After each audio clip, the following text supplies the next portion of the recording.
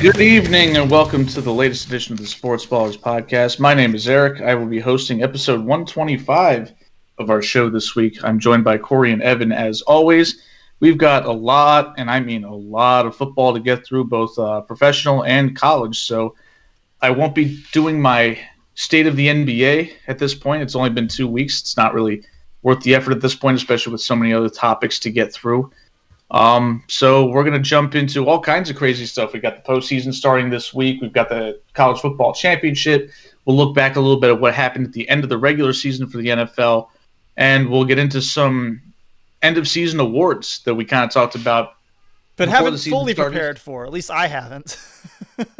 Yeah. No, I haven't Okay. either. Yeah. So we'll be winging it It'll be as if fun. that's something new for us, right? Yeah. We never just go fire from the hip, do we? We're always very well prepared. So we'll start with the college football stuff, though. The first things first, Devontae Smith was named the Heisman winner. I believe that was yesterday. He's the first wide receiver to win the award since 1991 when Desmond Howard won at Michigan. I think they got this right. He was decisively the best player on that offense, and that's the best offense and probably the best college football team in the country. The other candidates, or the other prime candidate, was probably Trevor Lawrence, but I think he missed 2 games because of the coronavirus. So that kind of derailed his candidacy. And I think that the other Alabama guys were great, but Devontae Smith stood out. And, Justin Fields kind of had a sloppy finish down the stretch of the regular season, especially in the Big Ten championship. So that kind of took him out of realistic contention as well. Yeah, I have no beef with this pick. It was pretty clear to me Devontae Smith was the best player in college football, so he deserves the award. Yep. And I don't really watch that much college football, so I can't I mean, you argue don't either. have to watch a lot to know who the best guy is. He pops off the screen. The only college football I watched this year was when it was the one Maryland game. And that was only because Eric Nigerian came into the game. Somebody mentioned it in our group chat, and I was like, oh, I want to see him play. And so I turned it on. Of all the college football games to watch, you decided to tune in to a Maryland game where the backup quarterback came in. The backup to the backup, technically. Okay, whatever. We all make choices in life. I Anyway, taught him in high school. I wanted to see him play. I also called a lot of his games in high school. I get that, but it's just that there's other college football games that are pretty entertaining that were worth watching, and you decided to College football not doesn't do it for me. Like, if it's a kid I know, sure, I'll tune in. But otherwise, I'd much rather just watch the professional product. Okay. So we'll move on to the college football championship game. It'll be number 3 Ohio State at number 1, or not at, but versus number 1 Alabama. A little bit of a surprise, maybe, to see Ohio State here. They were pretty significant underdogs against Clemson. Justin Fields hadn't been playing very well, as I mentioned when we discussed the Heisman winner, but he balled out against Clemson, whereas Trevor Lawrence played well. There's no doubt that he showed why he's going to be the number 1 pick in April, but it was this felt like it was sort of a reaffirmation of Justin Fields, because we kind of were knocking him a little bit, saying, are we even sure he should be picked at number 2 by the Jets at this point? Is he worth that high of a pick? Is he even going to be a good pro? Because there's apprehension because of how he played against Indiana and how he played against Northwestern. And, of course, we just saw what happened to the last Ohio State quarterback to go in the first round. He's out of a job. So there's always a little bit of that pushback with, everybody ties players to their schools and say, if you go to USC, that means you can't be a good pro because they've only had one good pro ever. But I think Justin Fields kind of shut the haters up a little bit with that performance, because he was decisively better than Trevor Lawrence in that game. And it's hard to do that. Like, the last time we saw that happen, it was Joe Burrow doing it in the championship game, and he was rightfully the number 1 pick last year. Okay, but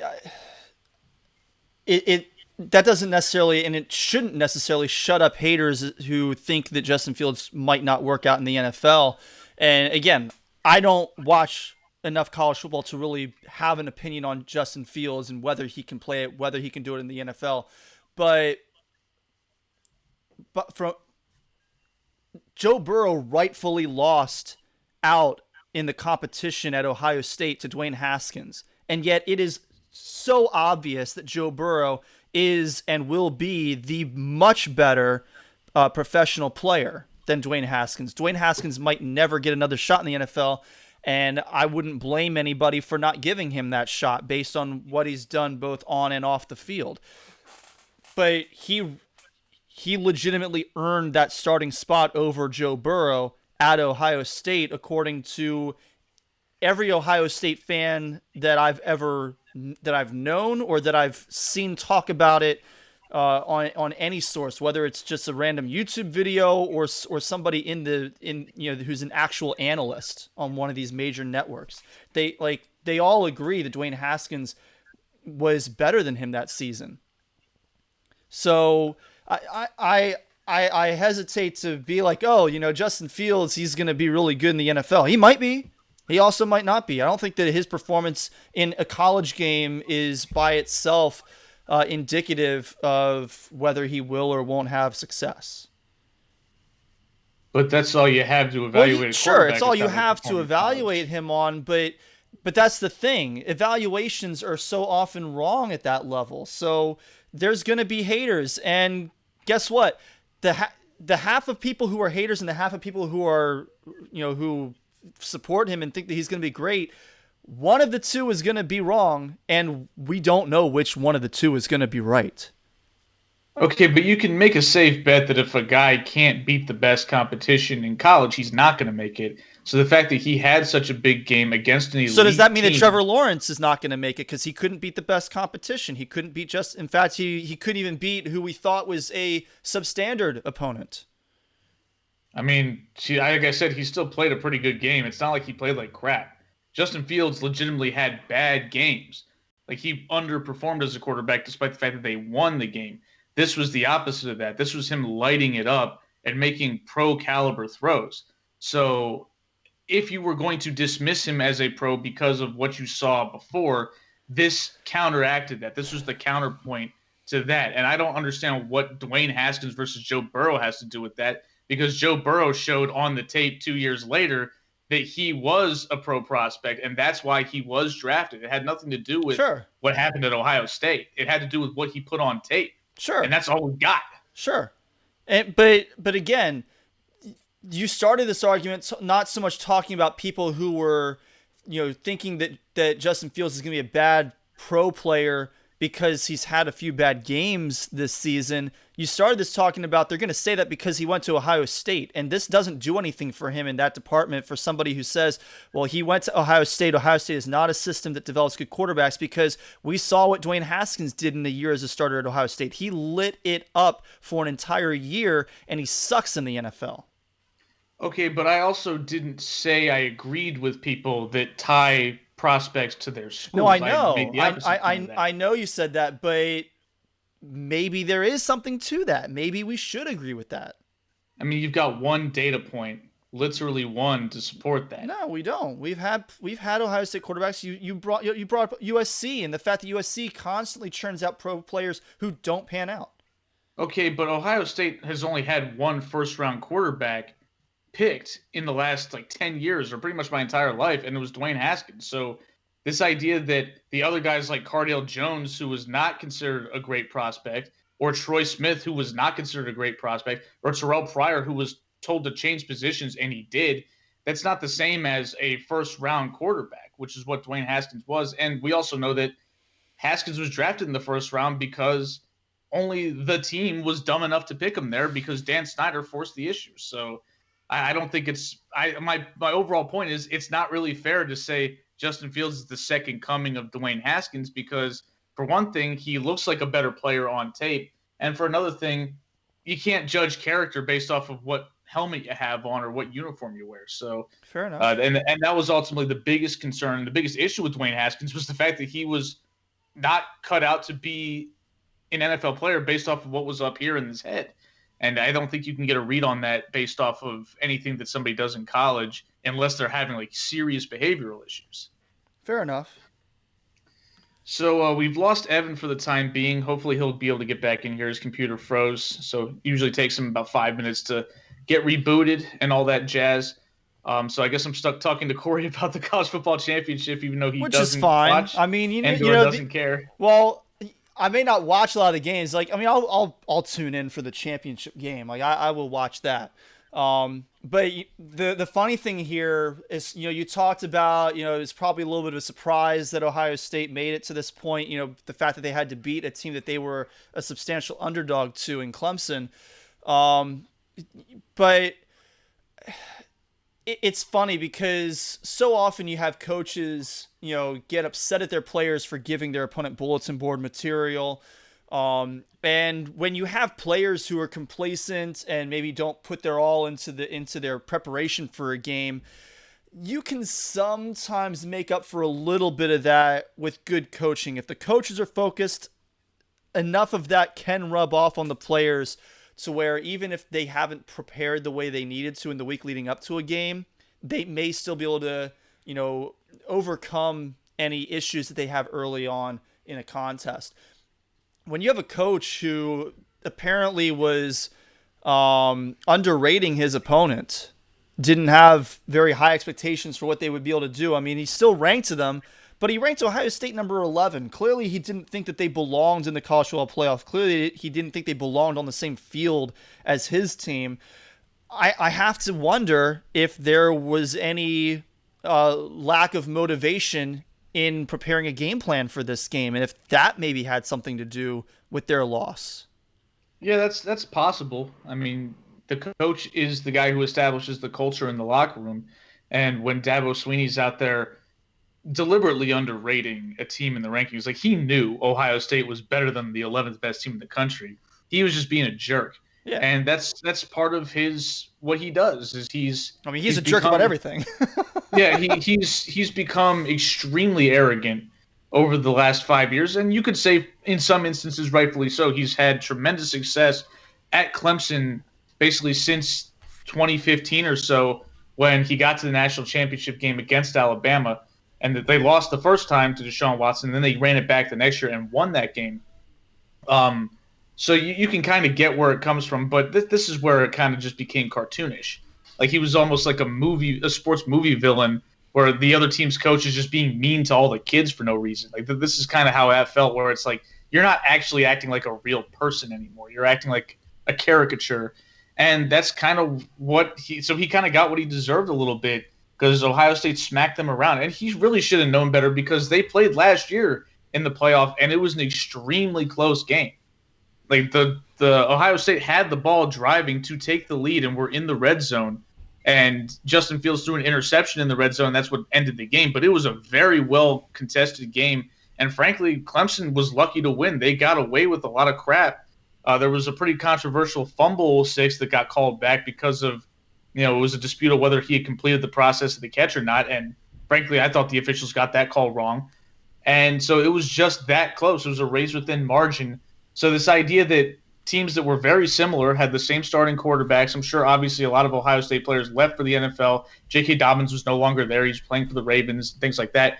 But these are teams that run it back and constantly retool and reload with recruits. You had to expect that the Ohio State's talent level hadn't dropped that drastically, especially because they had the same coach and the same quarterback. And so he just kind of slept on them, or didn't really even sleep on them, just outright talked smack in the media for weeks before this game, and they got caught. Yep. So to Monday's game, Ohio State's obviously going to have to pull another substantial upset in order to win another national championship. They hadn't won one since 2014, or since the 2014 season, if you will. Hard suffering team right there. It's gone 6 years without a championship. Boo hoo! But they're back in the mix. This is the first time they've won a playoff game, I think, since that point. They've either not been included in the mix or they've been shut out often. They had a really bad game, I believe, against Clemson a few years back, where they lost like 31-0. So good for them for getting back to this game. And they've beaten Alabama before in the playoffs. So it's not like this is unprecedented, because the last time they beat them, it was a big upset because Alabama was the number one team in the country and Ohio State was the 4. So this could be an interesting game. I wouldn't count out the Buckeyes at all, but obviously Alabama is justifiably favored. It looks like Evan's back online. Yeah, and I don't have a whole lot to say about that. So, Evan, if you have any thoughts about the championship game on Monday. Well, I was about to talk about Dabo Sweeney and his bulletin board material. Oh, I already covered that. Okay. Yeah, sorry. Yeah. Stole your thunder. So yeah, he beclowned himself a little bit, as one does, named Dabo. But I just found out this. So, I was watching an old episode of John Oliver where he was talking about the NCAA, and Dabo Swinney talks at one point about how if players were ever paid to play in college, he would find a new line of work because there's already enough entitlement in the world. And but the point though is I just found out that his last name is Swinney and not Sweeney. For some reason I always thought it was like the principal from Boy Meets World. Oh. Yeah, well, people tend to call him Sweeney, so that's kind of why. That's how it's spoken out loud oftentimes. Oh, is it?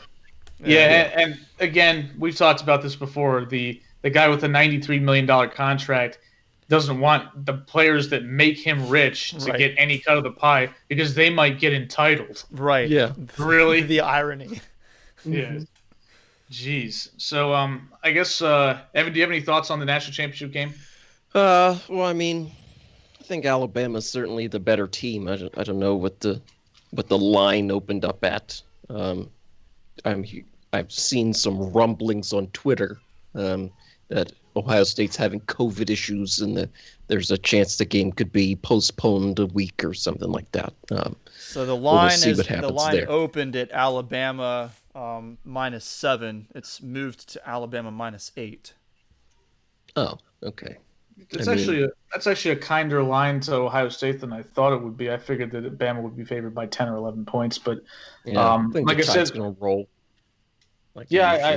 I agree because I believe Clemson was favored by a similarly high amount, and I think Clemson's been a worse team this year than Alabama on tape. I mean, just they're not as good as Alabama. I think most people agree with that. So it was kind of a little bit of a surprise that this line's that close. Maybe the performance that Ohio State put on turned some heads. Then again, maybe I just underrated how the public feels about Ohio State. But I think it was a bit of a revenge game for Ohio State.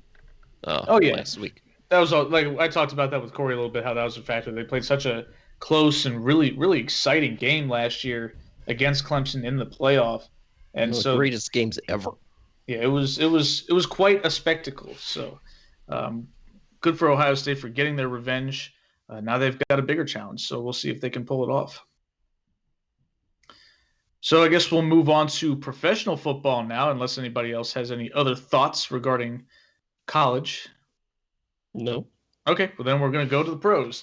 So Week 17 was in the books. That concludes the regular season. We had some interesting and not so interesting games from the local teams. So we'll start with the least interesting game of the two. Evan, your Ravens steamrolled the Bengals to lock up a playoff spot. How you feeling going into the post? Well, I mean, that game in particular was good to see. That's how you should. If you're supposed to be a good team that's going to the playoffs, that's how you should treat the Bengals. Looking at you, Pittsburgh Steelers, for example. So we just ground the Bengals into dust.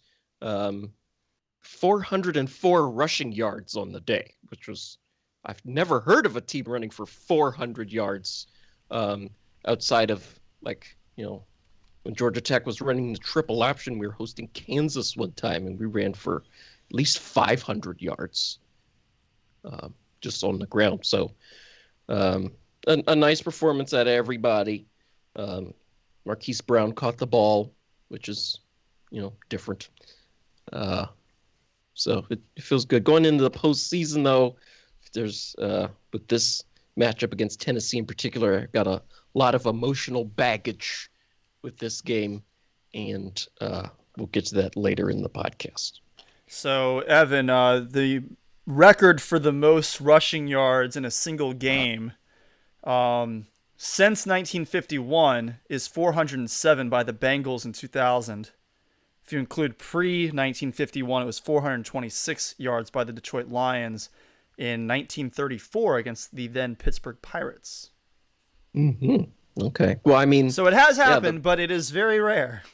Yeah, the record was clearly in reach because they. Yes. I mean, all they had to do was run some sort of sweep or something, and there's 20 yards right there. Yep. All right, so we'll move on to the more interesting game from the Baltimore, D.C. area. The team played the Eagles on Sunday Night Football, and it was a pretty terrible game to watch. I mean, this is two horrible offenses going toe-to-toe, but Washington was able to get it together enough to score enough points to win the game. Their defense, the defense held it together. They didn't allow Jalen Hurts to tear them up too much before he was given the rest of the night off. I would say it was one terrible offense and one, really terrible par offense. to subpar offense.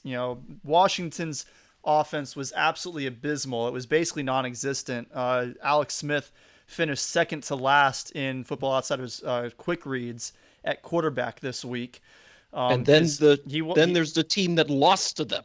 Right, and there's the team that lost to them. But Philly's offense, I wouldn't say it was absolutely terrible. I would say Washington just did a really good job on defense to contain, find ways to contain Jalen Hurts, because Hurts was getting some first downs and he was even getting a few completions. But every time Philly kind of got a drive off to a good start, after a first down or two, Washington would lock it down and generally didn't even let the Eagles get into scoring range.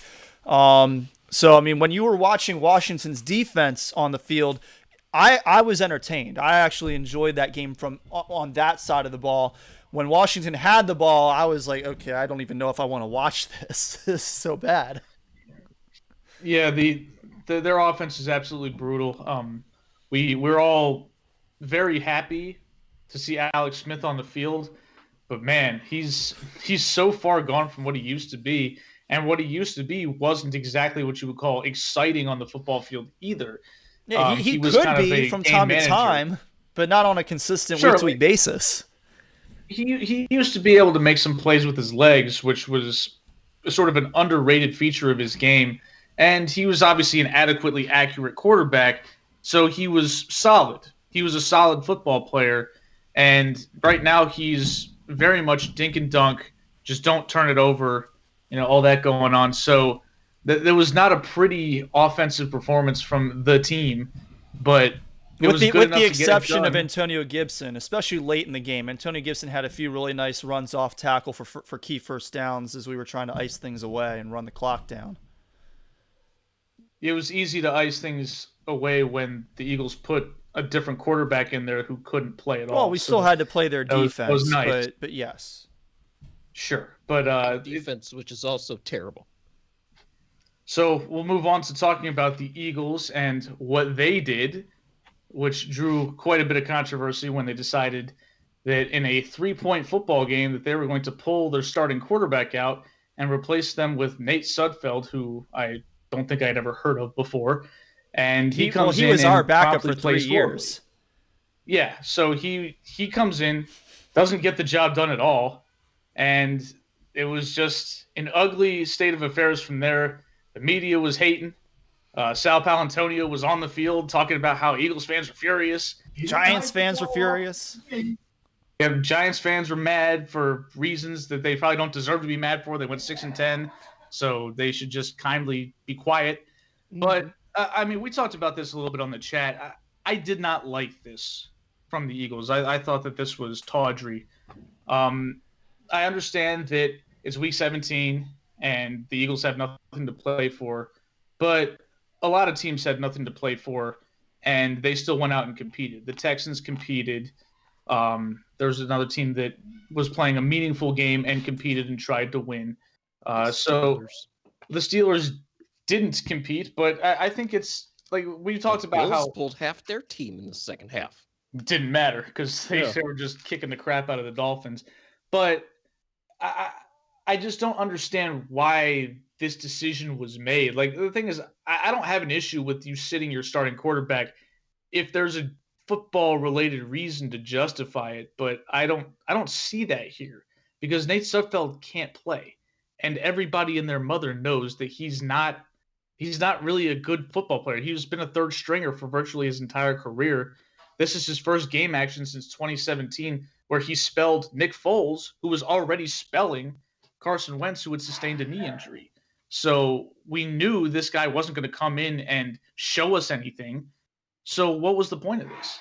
Yeah, this was a really weird decision, and in their sort of defense, Eric, you brought up, why would they decide to do this in a 3-point game? Well, it was premeditated, right? They didn't know what the situation was going to be. They didn't know if it was going to be a 3-point game in our favor, a 3-point game in their favor, a 17-point lead in one way or the other. They had announced on their website hours before the game kicked off that Nate Sudfeld was going to play in the second half. So this was a premeditated decision by the coaching staff. However, I don't understand the decision, and most of it is to your point, Eric. We already know that Nate Sudfeld is not in the running to be a starter for that team. Jalen Hurts is, this is only his, fourth game of any, significant number of reps other than coming in for, a gadget play here and there earlier in the season. And you're playing against a really good defense. I get that you're playing behind a makeshift offensive line and you don't want to get him hurt in the last game of the season. But if that was the case, why was he on the field at all in this game? At that point, he's already started the game. These are potentially quality reps against a really good defense that he can get. It benefits him a lot more to be on the field than it benefits Nate Sudfeld or than it benefits your coaching staff in knowing what Nate Sudfeld can and can't do, which, again, you should already know that by now based on all of the tape that we do have of him over his career. I mean, I think this is a non-issue, to be honest. The Eagles can operate their franchise however they see fit. So I think people are mostly upset that it was such a god-awful game on national television in prime time.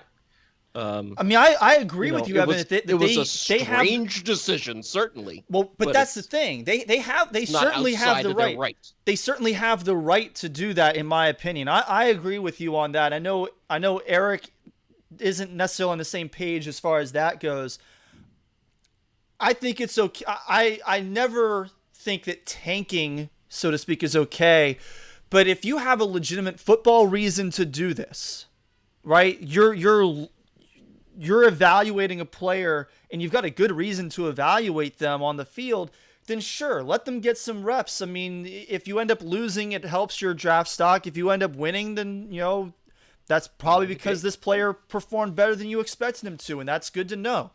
But no problem. But the problem is there isn't a legitimate good football reason for this decision. It makes absolutely no sense. There is no benefit that the Eagles got out of doing this. They got no benefit at all.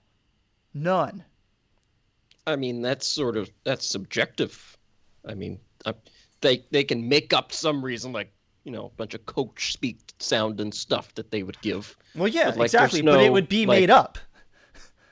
Yeah, there was it would be made up. No evidence. There's nothing hard, nothing concrete that would say, like, oh, this was the right decision. But, they can do what they want to do. And we can sit here and critique it. But they're still wrong for doing it. It was still stupid. I mean, the Jets and the Dolphins both employed Adam Gase for years. That was stupid, and we call them out for that. We don't sit here and say, oh, the Jets have the right to. Yeah, the Jets have the right to hire Adam Gase, absolutely, but we don't talk about that because it's understood. The problem is it made no sense. It was stupid then. It's stupid today.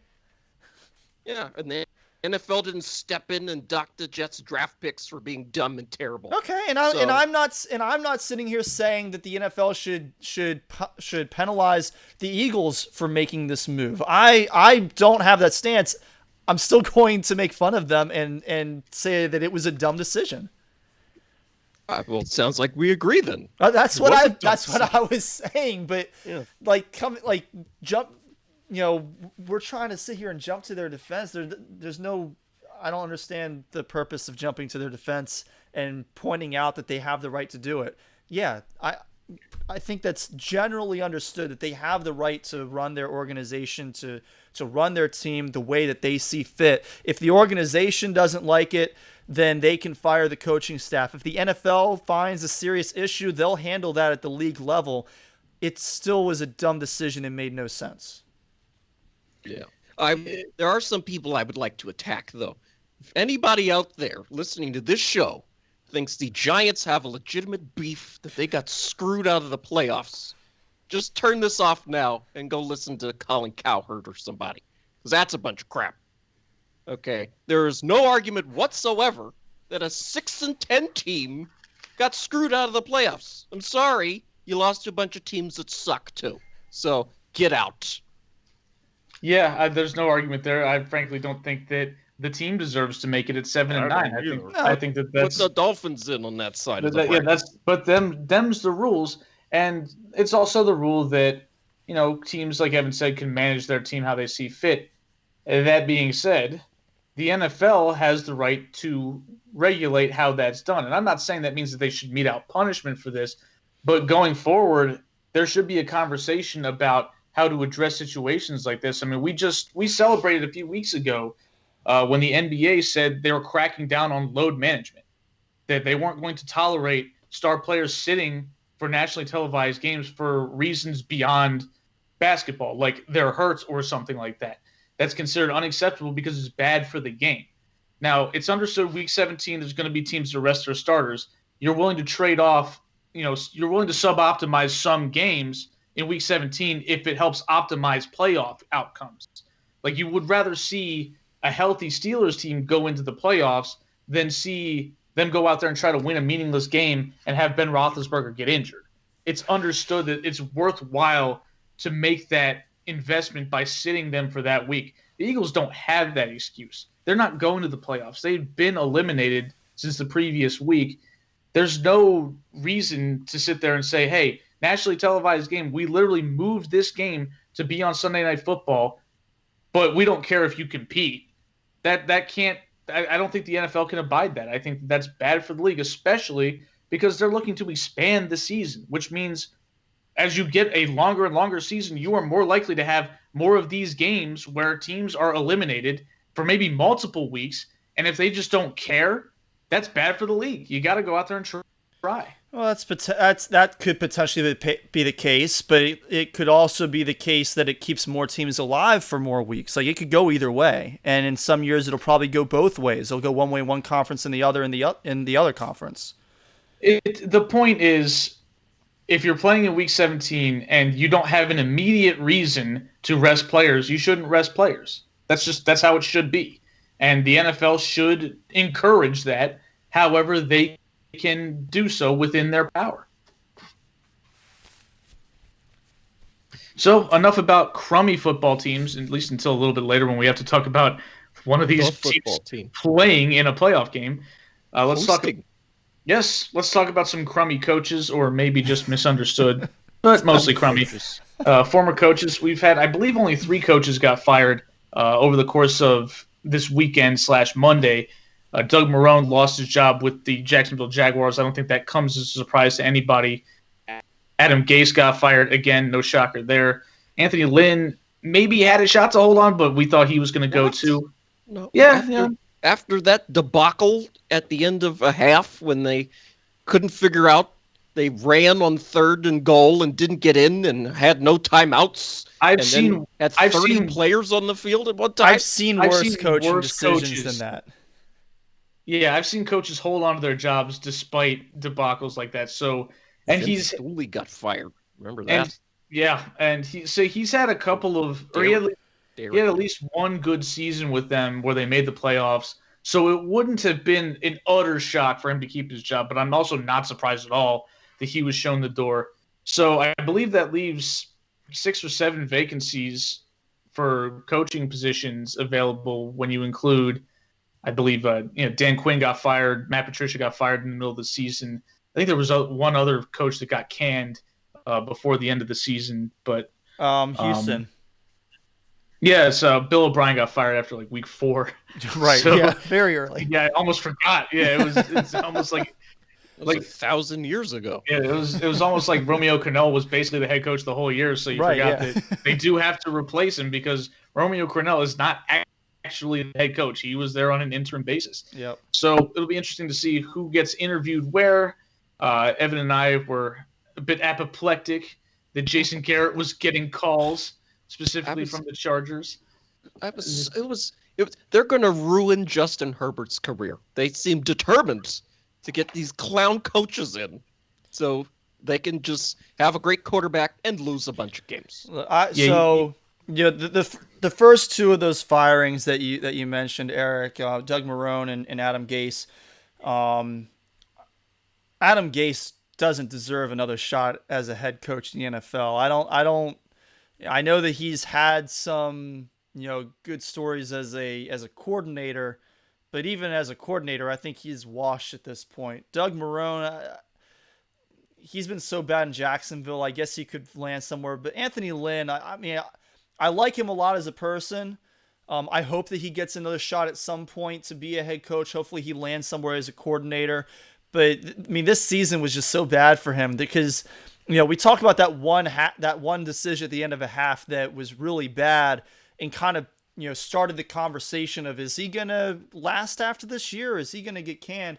But there were a lot of other bad coaching decisions after that over the course of the rest of the season that I think ultimately are what, just the cumulative of all that led to him being fired. And it's hard to tell, is this just a really bad season for him? Can he bounce back from that? I hope he can, because, he had a few solid years with the Chargers before this year. He led them to a 9-7 record last year. They were 12-4 the year before, and they won a playoff playoff game. He led them to a playoff win against the Ravens the year before that after a good season. So he's shown that he can be a head coach. It's hard to tell. One season, does that make him washed? We kind of saw the signs over the course of several years with Mike McCarthy in Green Bay that ultimately led to him being fired, where, the Packers were still a good team. They had plenty of talent, but his coaching was clearly diminishing. It's hard to judge him in Dallas this year because of the injury to Dak and all of that. But I don't think that he necessarily showed that he's bounced back. Hopefully, that isn't used as a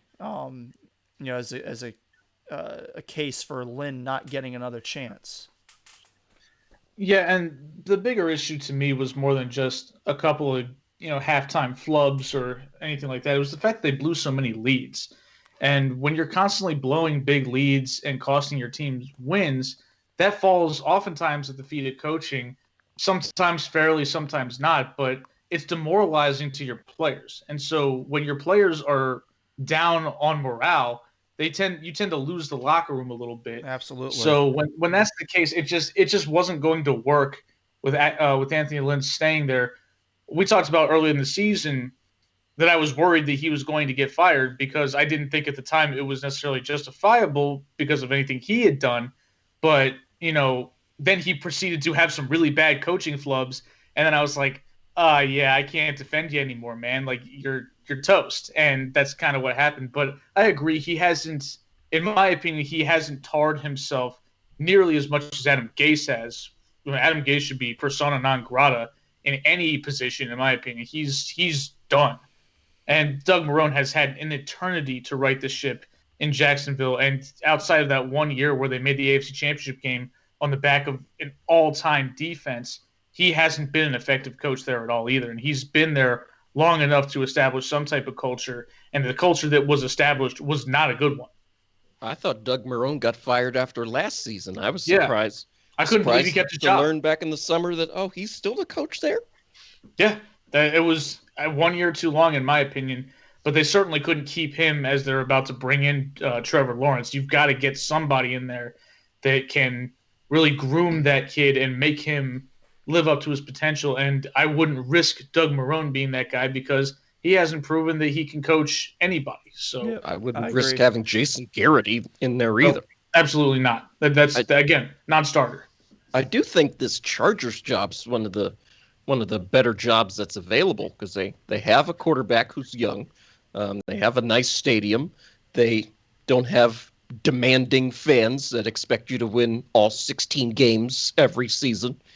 So, I if I were a coaching prospect, that's where I would choose to go. I certainly don't want to go to the Jets because they're a mess. Yeah, no, The I don't want to go to the Lions, Jets. they're a mess. But outside of the Jets, I mean, I mean, keep in mind the Jets do have a good draft pick, and so they can go in a new direction at quarterback if they want. But it's definitely the least. They've had a good draft pick every year for like the past 30 years. It's absolutely the least interesting of those job openings. The Jaguars. I know. I mean, they won one game this season. That's pretty darn bad. But with the number one pick in the draft, we assume that they're going to take Trevor Lawrence. I can't imagine they would take somebody other than him, and I highly doubt they're gonna move that draft pick. They've got some good weapons on offense. James Robinson was phenomenal as an undrafted rookie, despite having absolutely no summer to work with the team. They've got some pretty good weapons at receiver. Nothing outstanding, but Laviska Shenault had a pretty good rookie year. DJ Chark has some talent. Keelan Cole is talented. Again, none of them pop off as a top tier receiver, but they're weapons for an incoming quarterback to have.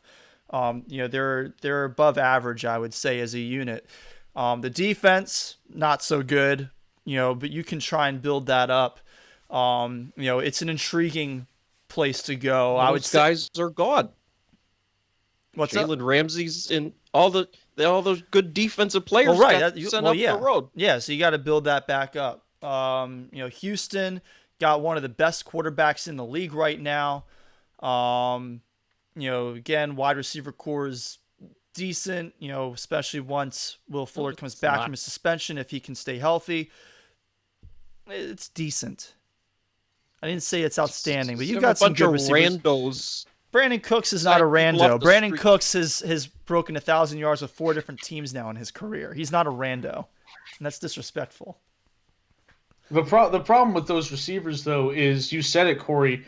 Will Fuller and Brandon Cooks have injury histories working against them. Brandon Cooks has a history of concussions, and Will Fuller has been hurt constantly. And in the 1 year that he didn't get hurt, he got suspended for EDs. So he hasn't shown that he can play a full season. And, of course, we know about the woes of the Texans' offensive line. We know their defense is horrible. Cap space. They don't have any cap space. They don't have any draft picks. They don't have a whole lot to work with other than Deshaun Watson. They're not picking until the 3rd round in this draft. Oh, geez. I didn't realize it was that late. The first round that they traded to the Dolphins for Laramie Tunsil is the 3rd overall pick. Yeah, they could have used that pick. Oh, yeah. Don't you think? Absolutely. Yeah, so a job that I actually think is a little bit underrated, in my opinion, is the Falcons' job. Because I think the Falcons have some good players. And the only problem is the quarterback position.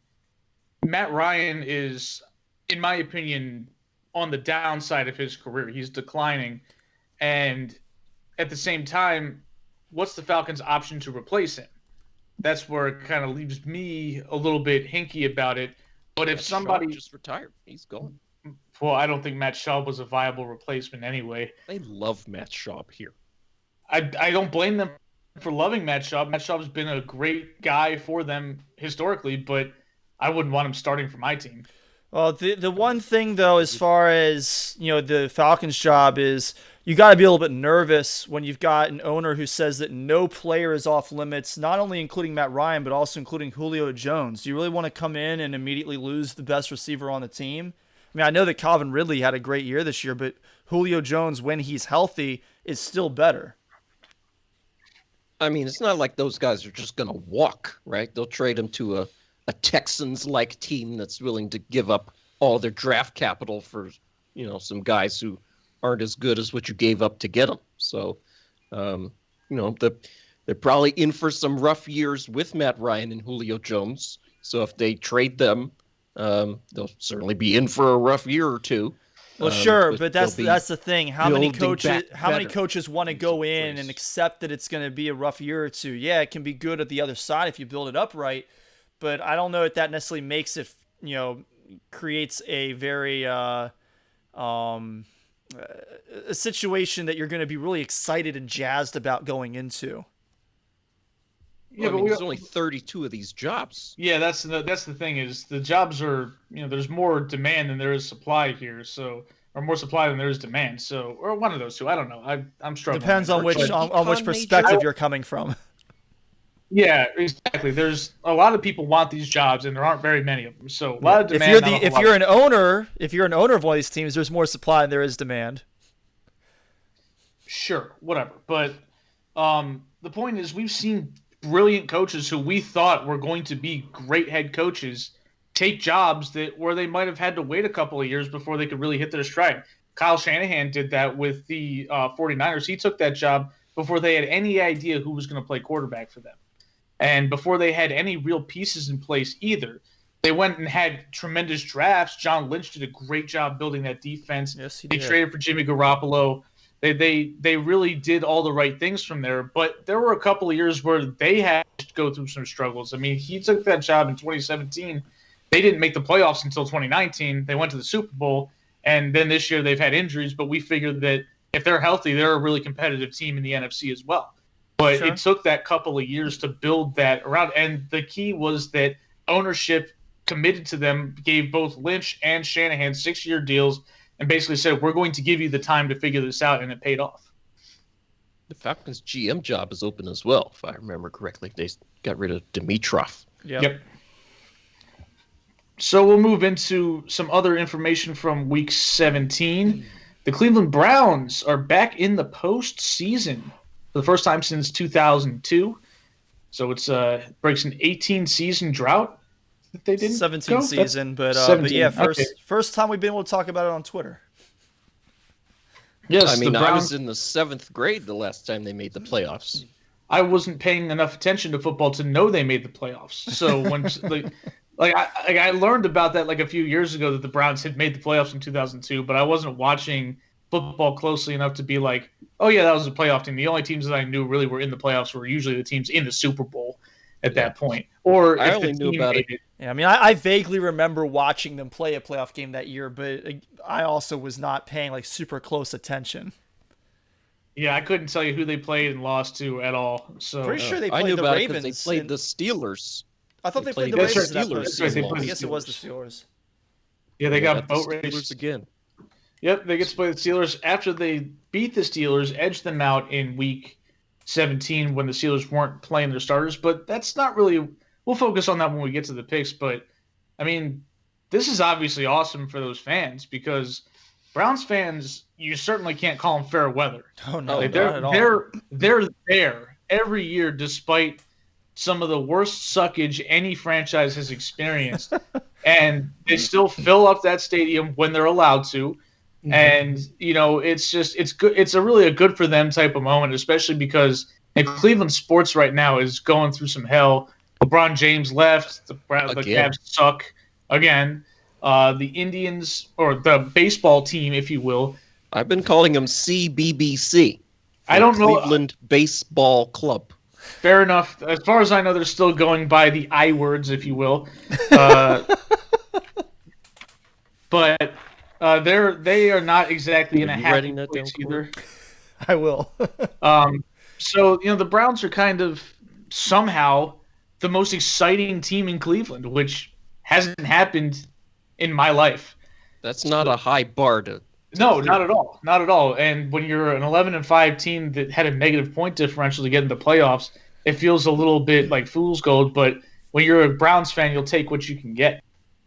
I mean, Kevin Stefanski's done an incredible job. Like they went 11-5 this year, and they got the number 6 playoff spot. So if the playoffs hadn't been expanded, they still would have made it. It was the Colts that got number 7.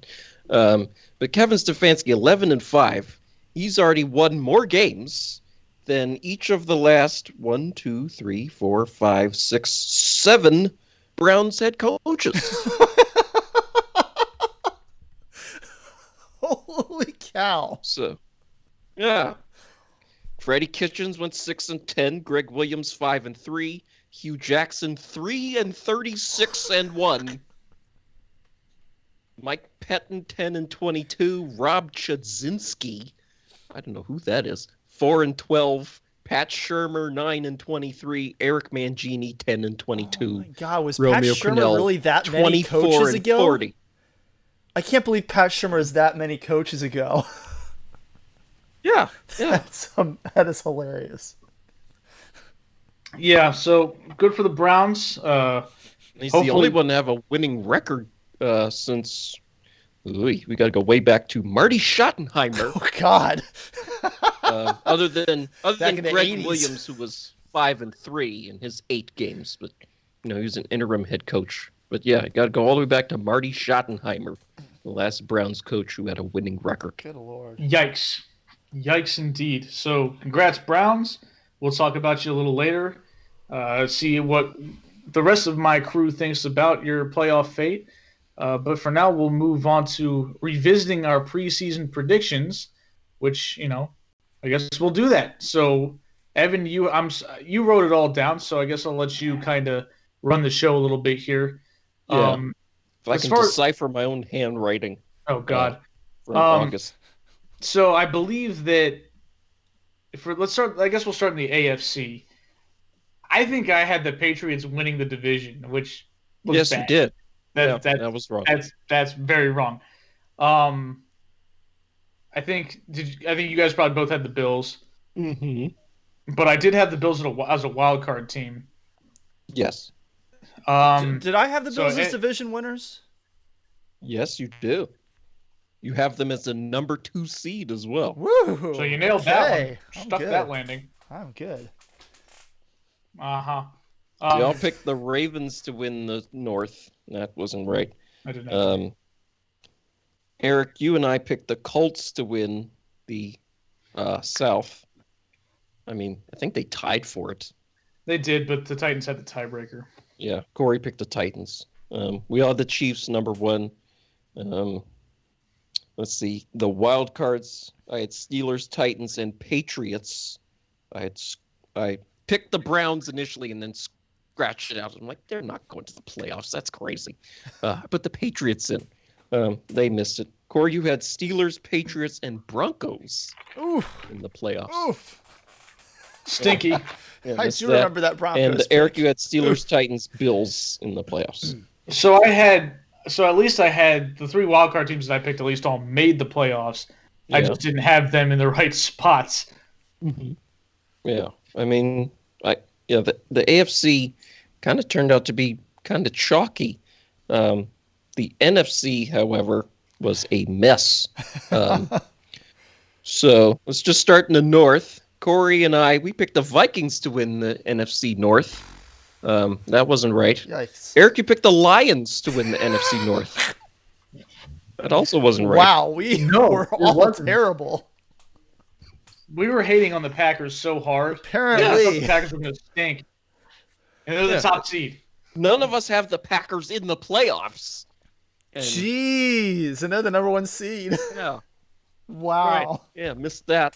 NFC East, we all picked Dallas. That wasn't right. We all had the Saints. I picked the Seahawks to win the West, and you two picked the 49ers.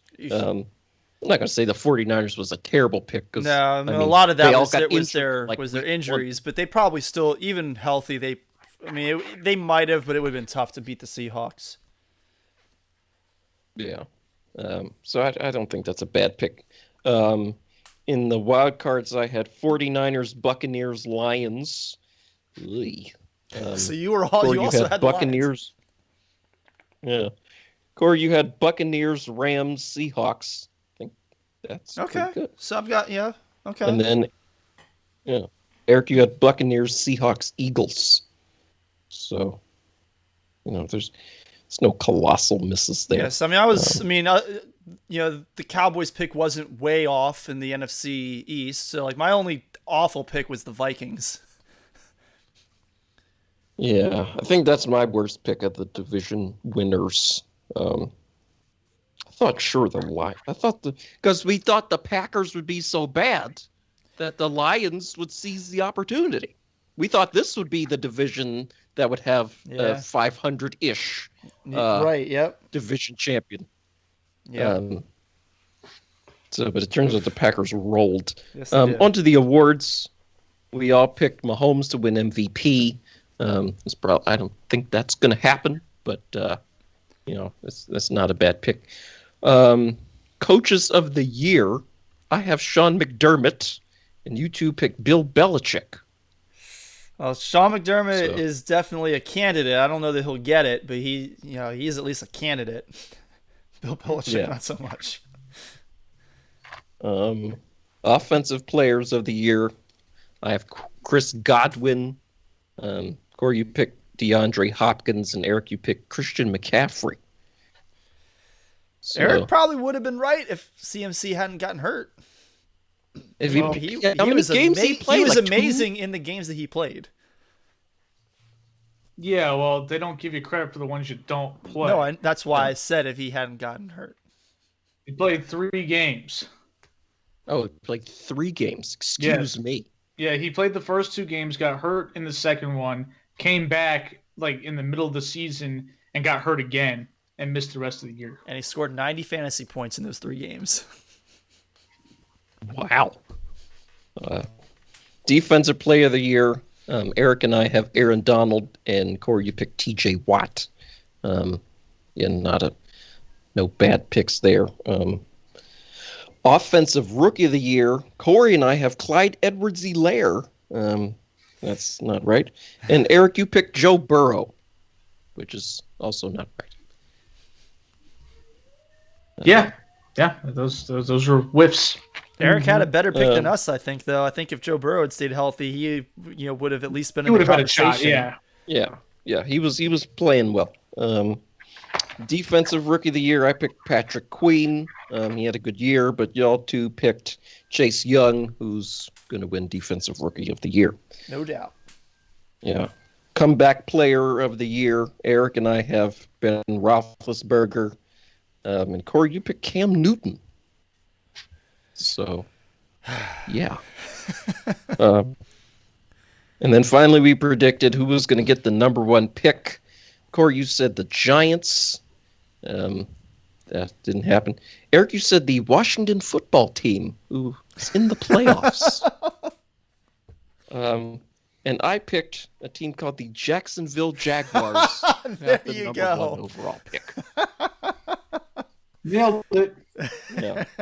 So I believe I had that one, aside from the Lions in the playoffs and some other doozies in there. Yeah. So, that is, I believe in when we make predictions, we need to be held accountable for those predictions, if they're good or bad. So, that's what happened. There we go. Yes, some ugly stuff there for the most part.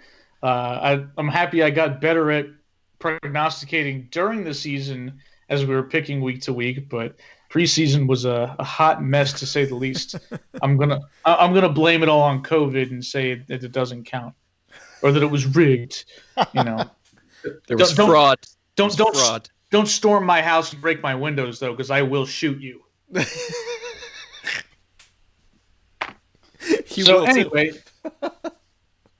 Anyway, I've given these fellas an hour to get their life sorted as we're about to pick all pro selections. Yay!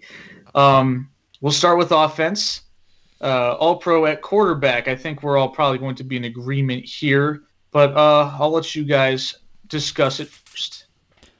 Yeah, I mean, gotta be Rodgers or Mahomes. Those are really the only people that are in the discussion for this. Yeah, I mean, Josh Allen Josh Allen, I think, makes it a legitimate 3-headed, monster if we're gonna, converse about more than one. But Aaron Rodgers is the obvious choice clearly here. The third head with the crossed eyes and tongue sticking out. I don't know. I mean, I think that Josh Allen and Mahomes, I'd probably put them on pretty similar level for this year. I don't think that Mahomes was clearly better than Josh Allen, especially because Mahomes had some pretty rough games late in the year where he either threw multiple interceptions or he was throwing a lot of should be interceptions, whereas Josh Allen really wasn't doing that. He kind of remained consistent throughout the season. But That is good. Rodgers ran away with it, in my opinion. I mean, he threw more touchdown passes than the Packers had punts. It's amazing. 48 touchdowns and 6 interceptions. Yeah, that's crazy. Yeah, that's outstanding production. It was also kind of crazy. We had so many quarterbacks this year throw for 40 touchdowns. Like, how often do we see? Like, usually the league leader doesn't throw for 40, and we had it. The league leader didn't.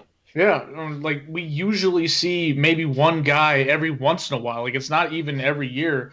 And this year, Tom Brady threw for 40 touchdown passes. Aaron Rodgers obviously did, as you mentioned, Corey. So did Russell Wilson. He threw for 40 touchdown passes. I think there might have been one other guy that I'm omitting right now. But, yeah, they were slinging touchdowns left and right.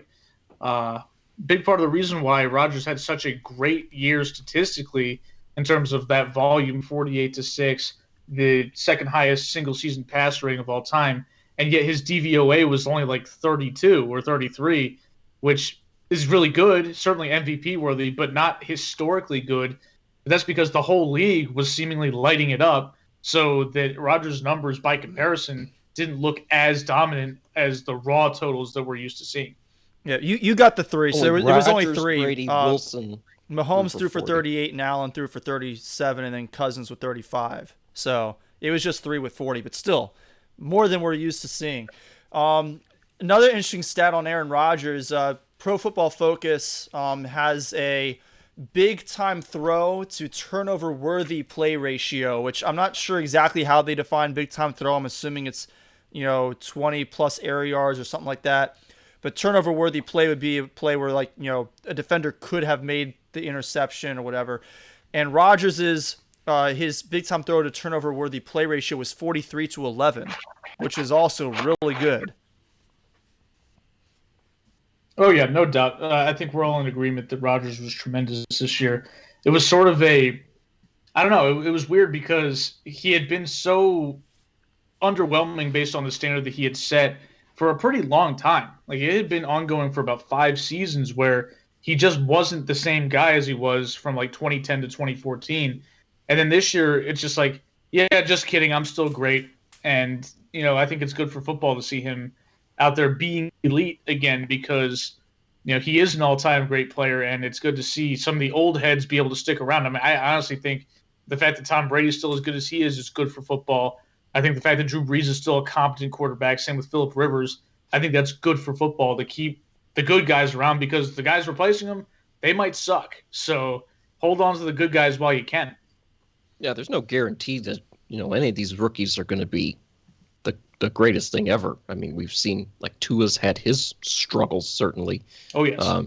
And, Justin Herbert wasn't the guy of this rookie quarterback class, but he's shown up and absolutely lit it up this season.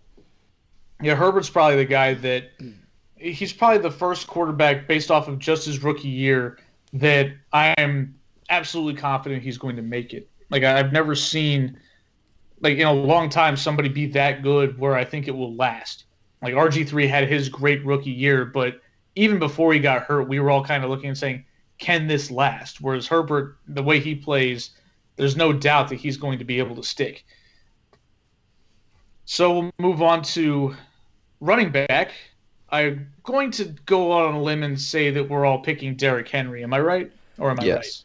Okay. Yeah, I mean, name me a better combo than Derrick Henry and December football. I don't think there is one. Like, the dude just... Dalvin Cook, I thought, had this locked up. Dave Single from Wendy's is a really, really good combo. I highly recommend that one.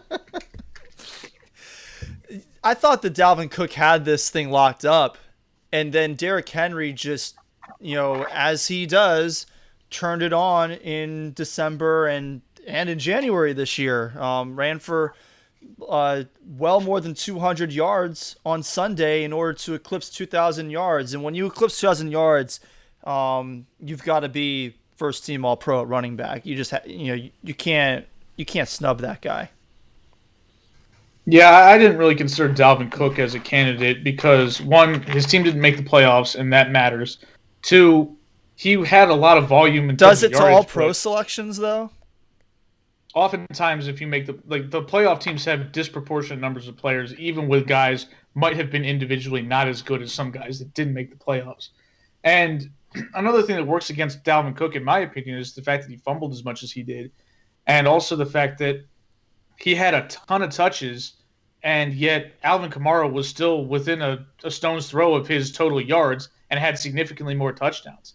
I mean, Alvin Kamara had 21 touchdowns this year, which was, he was the only guy to eclipse the 20 touchdown mark.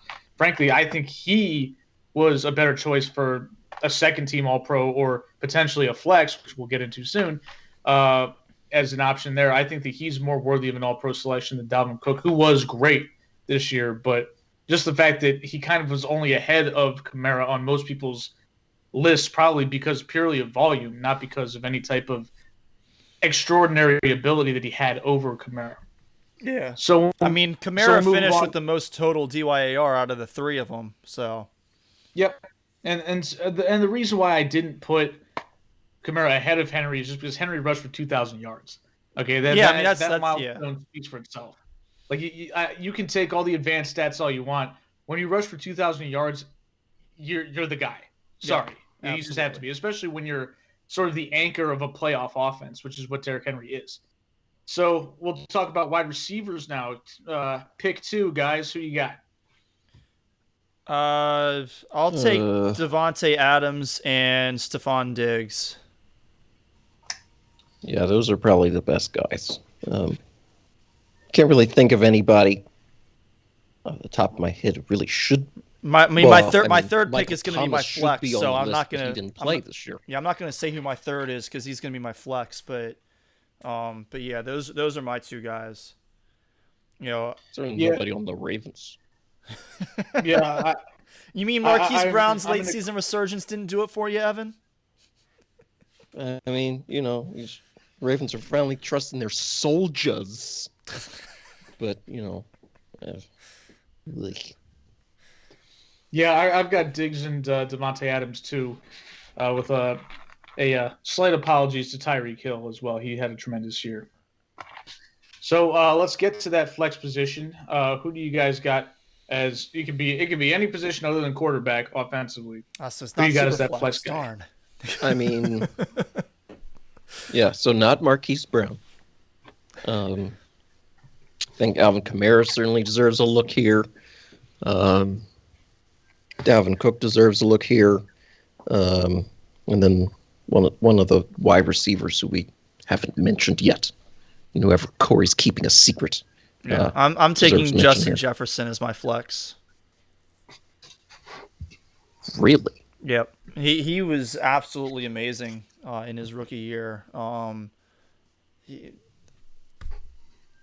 gotta give him those props because he was. You look at Tyreek Hill, and the only reason Tyreek Hill finished with more total DYAR than Justin Jefferson this year is because he was used in the rushing game, and Jefferson was not. Jefferson was the better receiver between the two this year. So I'm giving him my flex spot. Yeah, I was hesitant to include Jefferson as that guy because even though he had a great year and you can't take that away from him, he benefited greatly from having Adam Thielen on the other side of the ball, and Thielen was clearly Cousins' number one option for most of the year. So I think that Jefferson had, in terms of numbers, off the charts, but I think that he also benefited from having another really good receiver alongside of him. And, Tyreek Hill had Travis Kelce, sure. But, Tyreek Hill also transforms the offense that is Kansas City because of his ability to just run by everybody. It's similar to the effect that Randy Moss had when he was a rookie. Like we kind of talked about this a few weeks ago where, is Justin Jefferson having as good or better of a season than Randy Moss as a rookie? And my answer is unequivocally no, because everybody on the field got better when Randy Moss was there because Randall Cunningham sure as hell wasn't a good thrower of the football at that point in his career. He had retired because he was out of the league, and he had by far his best season ever with Randy Moss. Chris Carter had a resurgence when Randy Moss showed up. Their running backs in the pass catching game improved when Randy Moss there by leaps and bounds, whereas I don't think Justin Jefferson has that level of an impact yet. He could. He's awesome, and I'm rooting for the guy, but all-pro, maybe second team. I'll put him on the second team. I have a hard time, I hear what you're saying about Tyreek Hill because he takes the top off of the defense. He is transformative, but he definitely benefited from having the leading receiver in the NFL until all of their starters rested in Week 17. If the Chiefs are forced to play an actual game in Week 17, Travis Kelce finishes as the number one receiver by yards for the season. He would have been the first tight end to ever do that. So, that does make a difference. It's one thing, yes, Tyreek Hill has the capability to take the top off of a defense anyway, but it certainly makes it a lot easier when the safeties have to pay attention to what's happening in the middle of the field underneath them with a guy like Kelce. There's no doubt that the combination of the two is just unfair, like having both of them on the field at the same time. But I'm speaking strictly from a historical perspective of what the speed of Tyreek Hill does to defenses, regardless of who's around him. And I think that speaks for itself a little bit. But again, I might make the argument that based on that, he should have had more of an impact this year than he ultimately did. I mean, the Chiefs had a pretty tremendous offense, so I mean, I don't know what more you want, but apparently you're demanding a lot from the Chiefs. I'm demanding excellence of Tyreek Hill. Nothing more, nothing less. Okay, well then why wasn't the Vikings offense amazing then, even though they had just incredibly transcendent rookie? Because they have Kirk Cousins. See, that's a fair point. Right? See, and you know how much it pains me to say that and use that as my point because I love Kirk Cousins. You love Kirk for some reason. I did. I used to. I'm not as big a fan of him now. Yeah, he kind of beclowned himself a little bit. Yes, he did. Just before the season started. But yes, he did. Again, I'm excited to see what Justin Jefferson does next year because I was kind of the first guy on this podcast to hype him up when I saw him just being stuck at the top of the Football Outsiders leaderboard, despite the fact that he wasn't getting that many targets because he was a rookie. Like he kind of had to earn that chunk of the target share later on, and obviously at that point his efficiency per catch or per target was going to drop because he became a bigger part of the offense. But he still maintained elite levels of production, so he deserves his share of credit for sure. I drafted him in fantasy, so I'm taking credit for that as well. All right, well, we'll move on to tight end, which can we just move on? Because we all have Travis Kelce. Yeah, it's Travis Kelce. Yeah, he's the answer. Actually, I kind of like no, just Travis Kelce. There are other tight ends who had good seasons, but none of them were Travis Kelce. Yeah, all right, so we'll move on to defense. So we need 2 interior defensive linemen. We need one because Aaron Donald's one of them. Aaron Donald's good enough to be 2, so...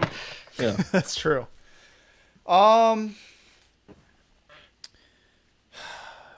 Give me DeForest Buckner from the Colts. Okay, that's a good pick. Yeah, I'll pair him with Donald. Yikes, that's scary. Yeah, it is. Evan, you got anybody, or do you want me to stall for you, or what? No, go ahead. I agree with DeForest Buckner. I think he missed some time, and the Colts struggled as a result. Yeah, that sounds. Put in your All-Pro team here.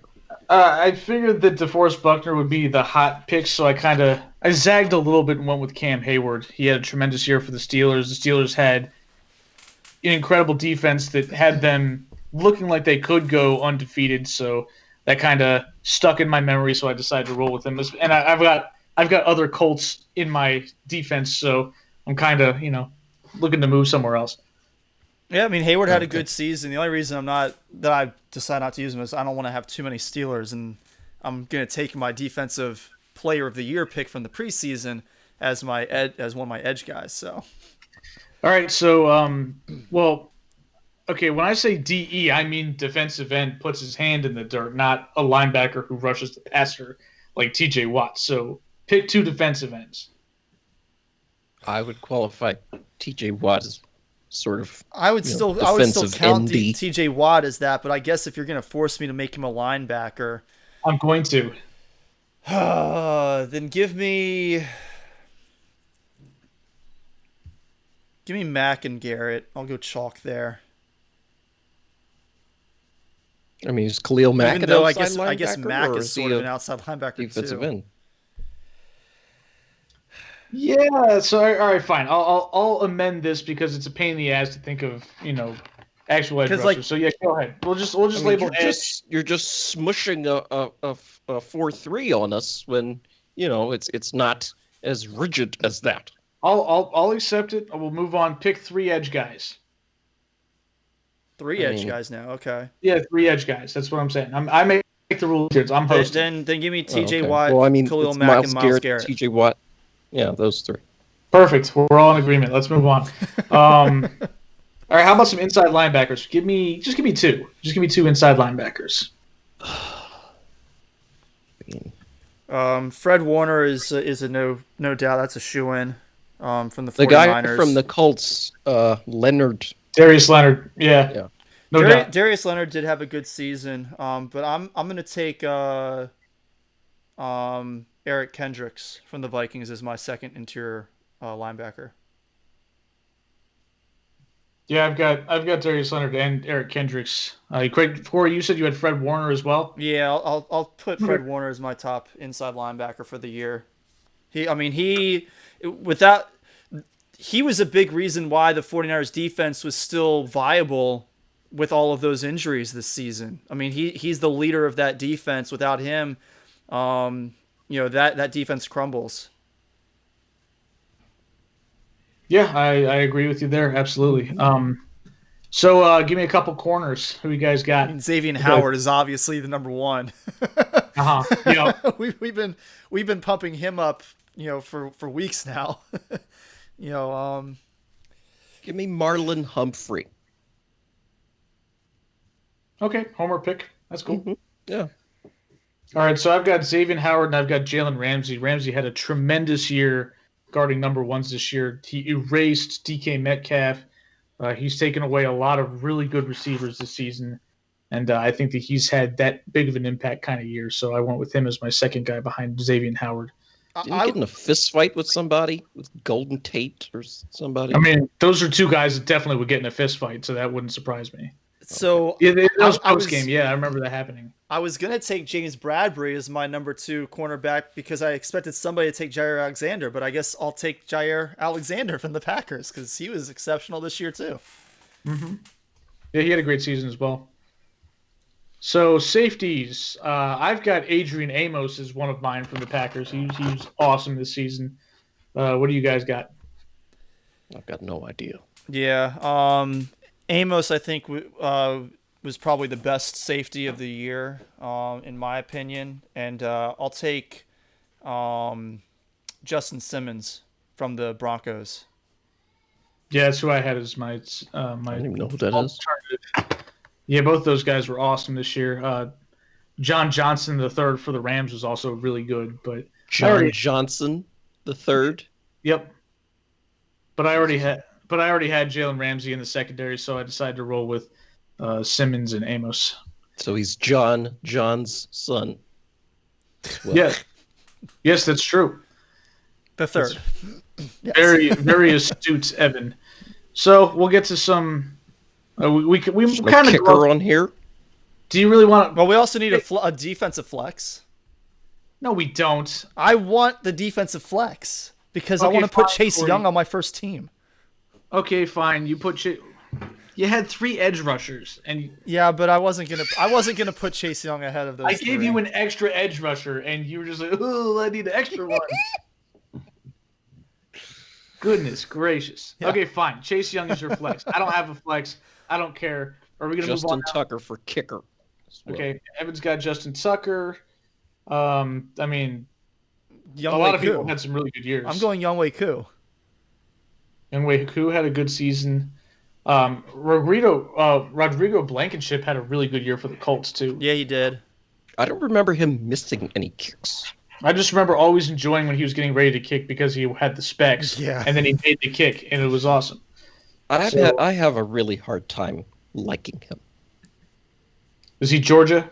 Yes. Okay, well, there you go. That's all we needed to know. Didn't need to explain it. So we'll move on to some award winners this year. No punters. Punters are people too.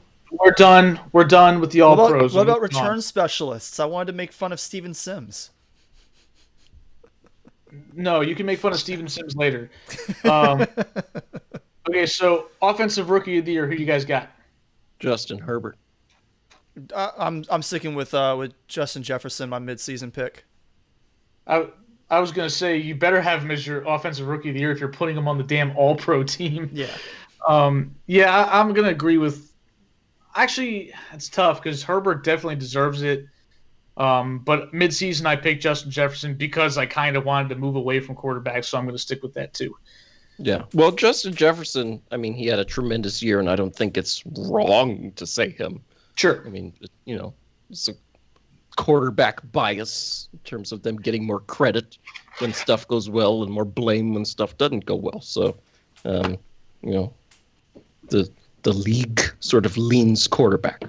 Yeah, no doubt. There's nothing wrong with naming quarterback. I'm just doing it because I don't feel like it.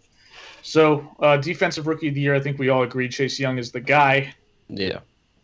So we discussed this a little bit mid-season. I think maybe perspective might have changed here. Comeback player of the year. It's the Alex Smith comeback player of the year award. Yeah, he's played enough. He's been, a significant enough factor at this point.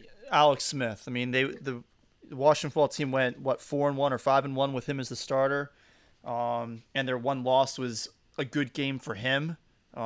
Probably his best game of the season. At this point, he deserves that award. Not to mention, Ben Roethlisberger regressed over the course of the second half of the year anyway.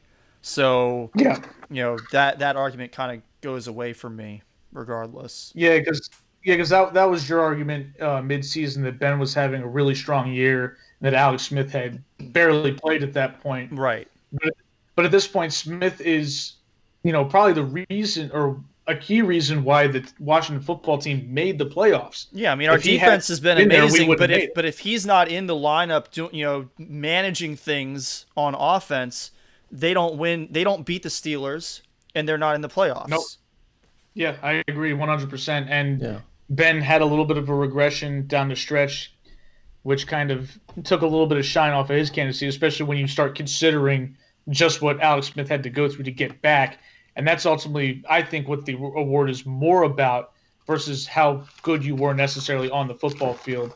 And given the fact that Alex Smith's return is so unprecedented, I can't imagine people are going to overlook that and pick somebody else. Although, again, Ben's worthy. It's just he picked the wrong year to come back. Yeah, no, I mean, that's the thing is, if Alex Smith, if that one game against the Rams was the only time he touched the field, I would still say no, because I don't think that that's really what the award should be about. I get that it's an amazing story and it's worthy of recognition, but I don't know if that's worthy of this award.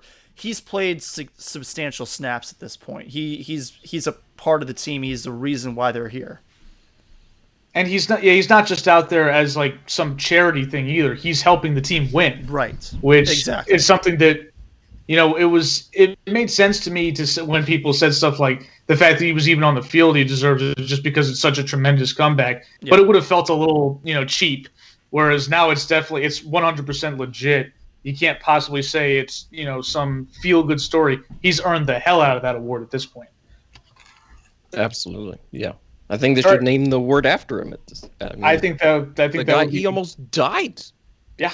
Like, playing football again didn't even seem like that was possible. Like, let's just make sure he stays alive and, doesn't have to have his leg amputated. But he's playing in the NFL again. It's amazing. Yeah, it's pretty crazy. So we'll move on to Offensive Player of the Year. We kind of got into some of our candidates when we did the All-Pro teams, but who you guys got for that? I think Derrick Henry deserves a nod here. I mean, like all the stuff you said about the 2,000 yards. I mean, that's insane. I think there's 1,728 yards, something like that, in a mile. No, that doesn't make sense. 1,760. 760. Yeah, there we go.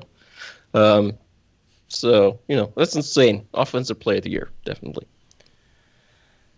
So this is going to make no sense because he's not on my All-Pro team, but Alvin Kamara is my Offensive Player of the Year. I Eric think is flabbergasted for those not watching live. I think that Derrick Henry is the right pick for running back but when you're talking about offensive player, you're thinking about not just, him rushing the ball. And I get that even the all-pro running back can be more than just running the ball, but, best running back, Derrick Henry, all-pro first-team running back, Derrick Henry, 2,000 yards. But Alvin Kamara was just such an important part of that offense throughout the season. And while Breeze was hurt, as Taysom Hill figured out how to use him and how to actually get the ball to him, Alvin Kamara was 21 touchdowns I think that's worthy of a nod for Offensive Player of the Year. I think he's certainly in the discussion, but, you said that Alvin Kamara is such a huge part of the Saints offense. Like, Derrick Henry is the Titans offense. Well, he's certainly the rushing offense. Yeah, they don't do anything without him. I don't know if that's entirely true. Ryan Tannehill had, an elite season this year. In the play-action game. A lot of it was in the play-action game, yes. Like, you have to threaten with Derrick Henry to be able to pass so well. Sure. But if they don't have the Derrick Henry problem for defenses to solve, then, it's a fair point. What else is there? Yeah. He's the guy. I think the Titans have a pretty talented group on offense with their receiving core as well. So it's not that I think that the Titans couldn't be a pretty good passing offense, but Evan, you're absolutely right that the threat of Derrick Henry makes their passing game thrive because they are so play action heavy off of it. It's similar to what the Browns do. The Browns are such a strong running team, and Baker Mayfield had his most success operating out of the play action because that threat to run really creates just that extra little bit of a step that your guys can get and buys just a little more time. And so it really does give the passing game such an advantage. But Corey, I know that I understand why you picked Derrick Henry as a running back, but if Alvin Kamara is your Offensive Player of the Year, why wouldn't you make him your flex choice? It's like Justin Jefferson. Okay. I like Alvin Kamara too, obviously, but I like Justin Jefferson. I thought that he was good enough to earn that. And I acknowledge that I asked you guys to do this on the fly, so I'm not going to be too big of a prick about what you did because, it's clearly like we're throwing this together sort of last minute, and we've had other things on our mind as well today. So we'll move on to Defensive Player of the Year. Actually, hold on, I didn't pick my OPOY. I got Derrick Henry as well. So now we'll move on to Defensive Player of the Year. I would say T.J. Watt, although with Aaron Donald also receiving votes, but T.J. Watt by a nose, because he was just terrorizing right tackles, and maybe there's a little bit of Aaron Donald fatigue, since that he's won it I think 2 or 3 times already. So give it to T.J. Watt. He's been great. I still think that Aaron Donald is going to win it this year. He doesn't have the kind of help that T.J. Watt has on his defensive line. It's not to say that the Rams' defensive line is not talented outside of him, but you got Hayward on that defensive line in the interior for the Pittsburgh Steelers. And that allows T.J. Watt to do a lot of what he does. Aaron Donald does what he does from the interior, which, humans are not capable of doing that. Aaron Donald is something else. Yeah, I understand the desire to have potentially, new blood win this award because we've seen Aaron Donald kind of dominate this over the last few years, although he didn't win it last year. Stephon Gilmore was named Defensive Player of the Year. Yeah.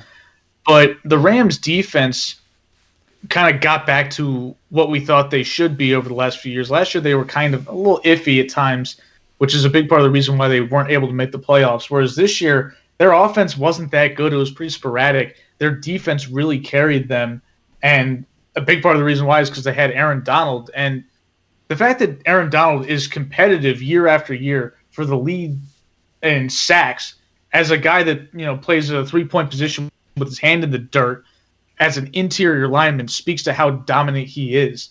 I mean, I don't constantly feel drawing double and triple teams.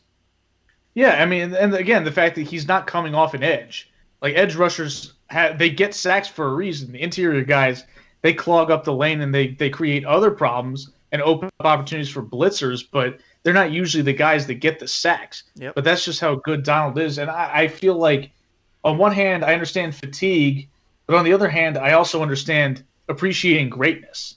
And what we're seeing with Aaron Donald is all-time great stuff. We didn't get fatigue with J.J. Watt. He earned 3 Player of the Years in 4 seasons, and he deserved every last one of them. But so I don't see why that's different for Aaron Donald now. And only but a handful of people have done it 3 times, one of which is Lawrence Taylor. But I think Aaron Donald is. I don't think he's. I wouldn't argue he's a greater defensive player than Lawrence Taylor, but I would say that he's worthy of being in that tier of player. He is that good. Mm-hmm. Well, I mean, certainly no disrespect to Aaron Donald, right? I mean, he's you don't want him deserving as well. You don't want him coming and tackling you the way that James Harrison tackles that guy in the FanDuel commercial. Oh my goodness! Or the way Evan imprint in some concrete somewhere. That's the end. Or if the and not wet concrete. Or the way that Aaron Donald tackled Alex dry. Smith on his first snap. Yes, where he first jumped snap. on his Good back. God! What a test! Like I buried my head in my hands. I was like, oh no! Yeah, you were just like Alex Smith's wife watching in the stands. I'm not trying terrifying. to see Kevin Ware 2.0 here. I'm not trying to see Alex Smith 2.0 here. Yeah, Alex Smith 2.0. Exactly. So, all right, Coach of the Year. Who we got? Really? I think there's a lot of good choices. I mean, there's McDermott in Buffalo and Kevin Stefanski. We went over the putrid stinkage he had to overcome, and that all the people who held his job before him. Shout out to Matt LaFleur in terms of the narrative. We thought the Packers would be awful, and they're the number 1 seed. And then Brian Flores. The Dolphins. I mean, not only in the playoff mix, they had playoff position until the last week, until they got just Boat annihilated by the Bills. 50 burger. So of those, I would pick. Give me McDermott. I mean, the Bills. The Bills have been really good this year. I think they're the scariest team in the AFC, to be perfectly honest. So, if the Ravens win, I'm rooting for. Want the Ravens to avoid the Bills. So I probably should pick Matt LaFleur since didn't have him in the playoffs at all, and yet they managed to win the NFC. From a regular season standpoint, I think that Kevin Stefanski is probably going to win the award. The turnaround in Cleveland, the fact they haven't made the playoffs in so long, the storyline is there. But I agree with Evan. I think that Sean McDermott is the most deserving of this award. The progression of Josh Allen, his improvement from even last year when he was, an okay quarterback, was remarkable. I mean, he's been outstanding this year. The defense did regress a little bit, but the offense was great. Stephon Diggs wound up being a fantastic addition up there in Buffalo. I wasn't really sure how that was going to work out. Him not having an off season to really work with them. The whispers of him having a diva attitude in Minnesota. He's panned out great up there. I think that McDermott and his managing that team deserves this award more than anybody else. It's hard to argue with McDermott. I think that he's done such a good job with Josh Allen, and obviously Josh Allen deserves the lion's share of the absolutely. credit for how good, he's throwing the ball. And he was And so he's bad.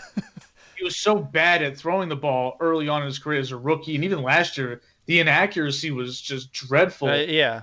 And he himself said, "This ain't gonna cut it," and he went out and figured out how to fix it, which speaks to how invested he is at being an NFL quarterback. So credit to him for that. But just the fact that I kind of talked about this a little bit before, where Josh Allen might not have made it without the coaching staff that he had, not because he wasn't talented enough and dedicated enough to figure it out, but because the NFL oftentimes isn't patient with guys trying to figure it out. But what McDermott was able to do with Allen was find something that he's good at that we didn't really even know about, and that was the fact that he could run the ball. And so he was an awful passer as a rookie and still pretty bad as a sophomore, but he was still able to be competent because of his threat to run. So they kind of created him into something worthwhile while he figured it out, which made fans not get antsy. Like if he was out there just getting crushed and playing like crap, fans would have given up on him. The team would have been forced to fold it up and figure something else out. But he was able to bring back J.P. Lossman or somebody. Yeah, and so the fact that they were able to get as much out of him as possible while he learned on the job. It's sort of what the Ravens were able to do with Lamar a little bit, where it's like you've got some talent.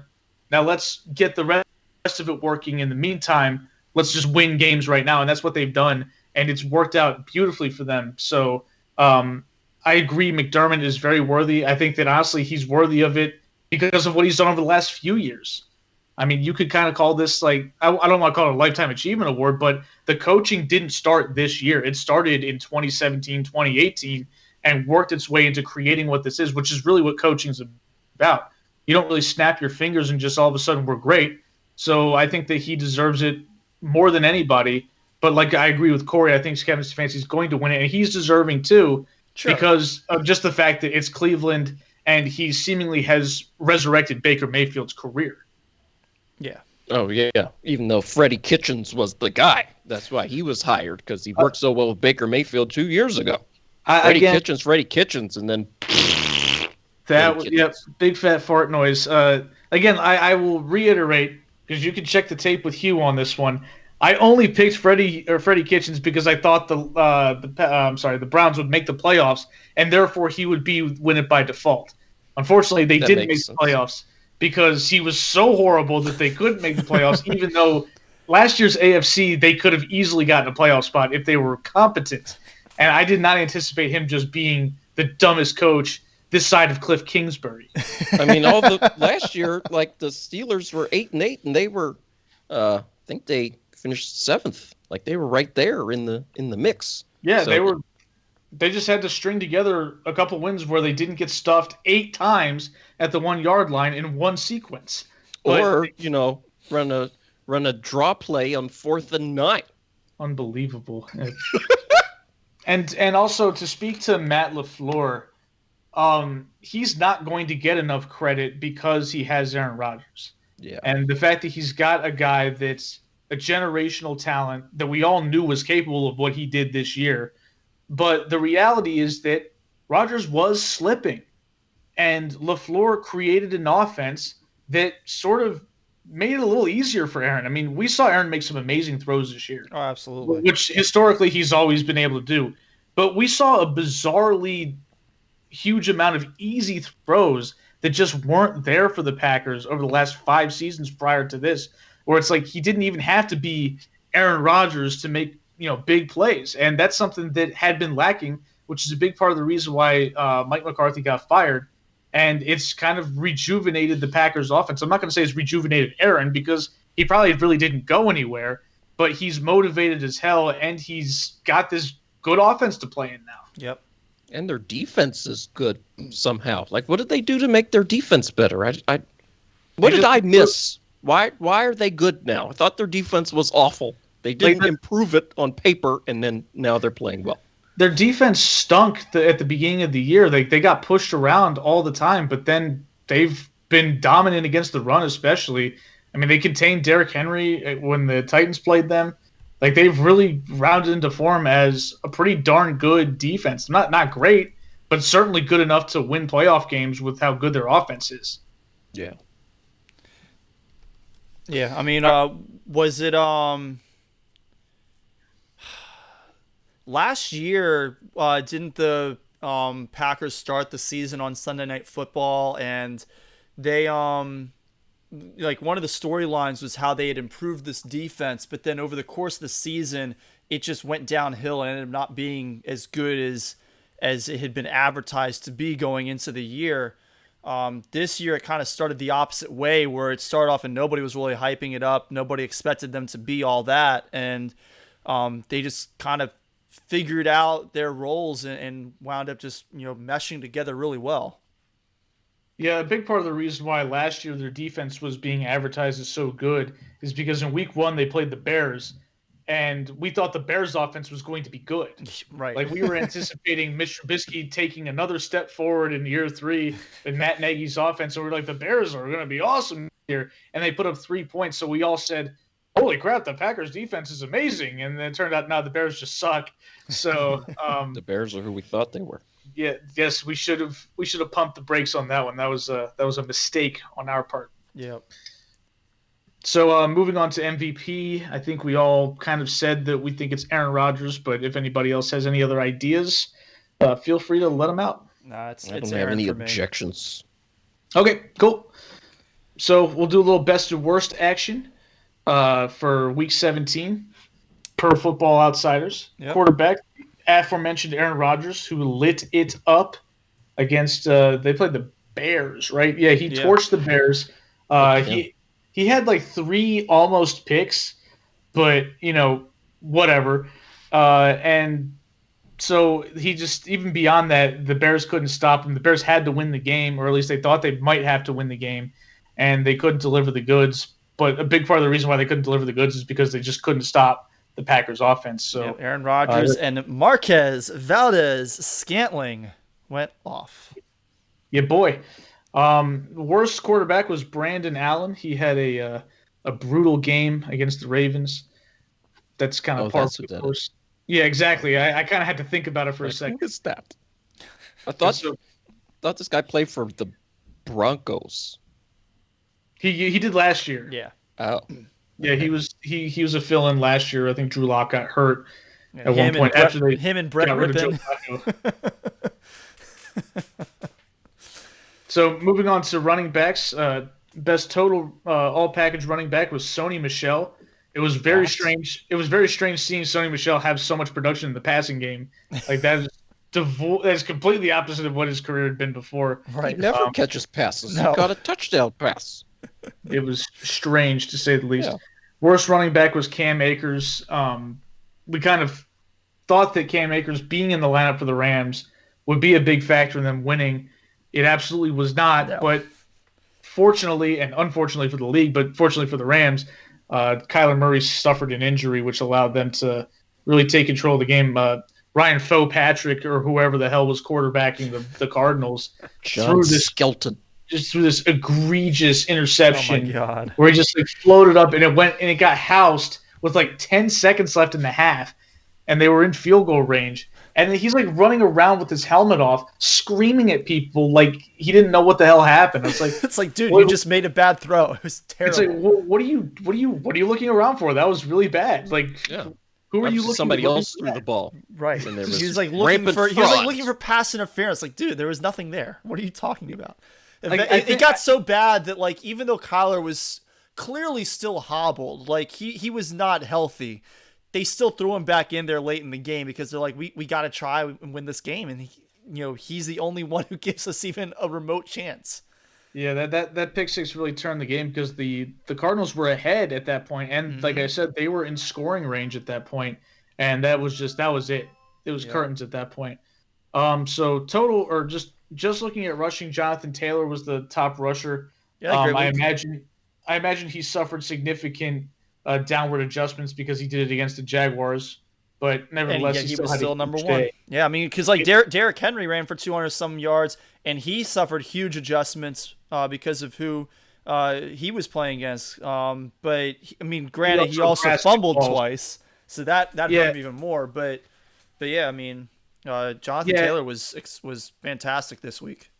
Yeah, Derrick Henry lost 96 yards on defensive opponent adjustments and in terms of those fumbles. If he had done that, he would have been the top running back of the week if Yep. you take out those two factors. So that's kind of like fumbles are a big deal, and they should be. Like Yep. that's a potential turnover Hold on to that the should ball. cost you a lot. So moving on to wide receiver / tight end, Chris Godwin had a huge game. I got to see some of this on the red zones, as I'm sure you guys did as well. It seemed like every other play he was catching a big pass.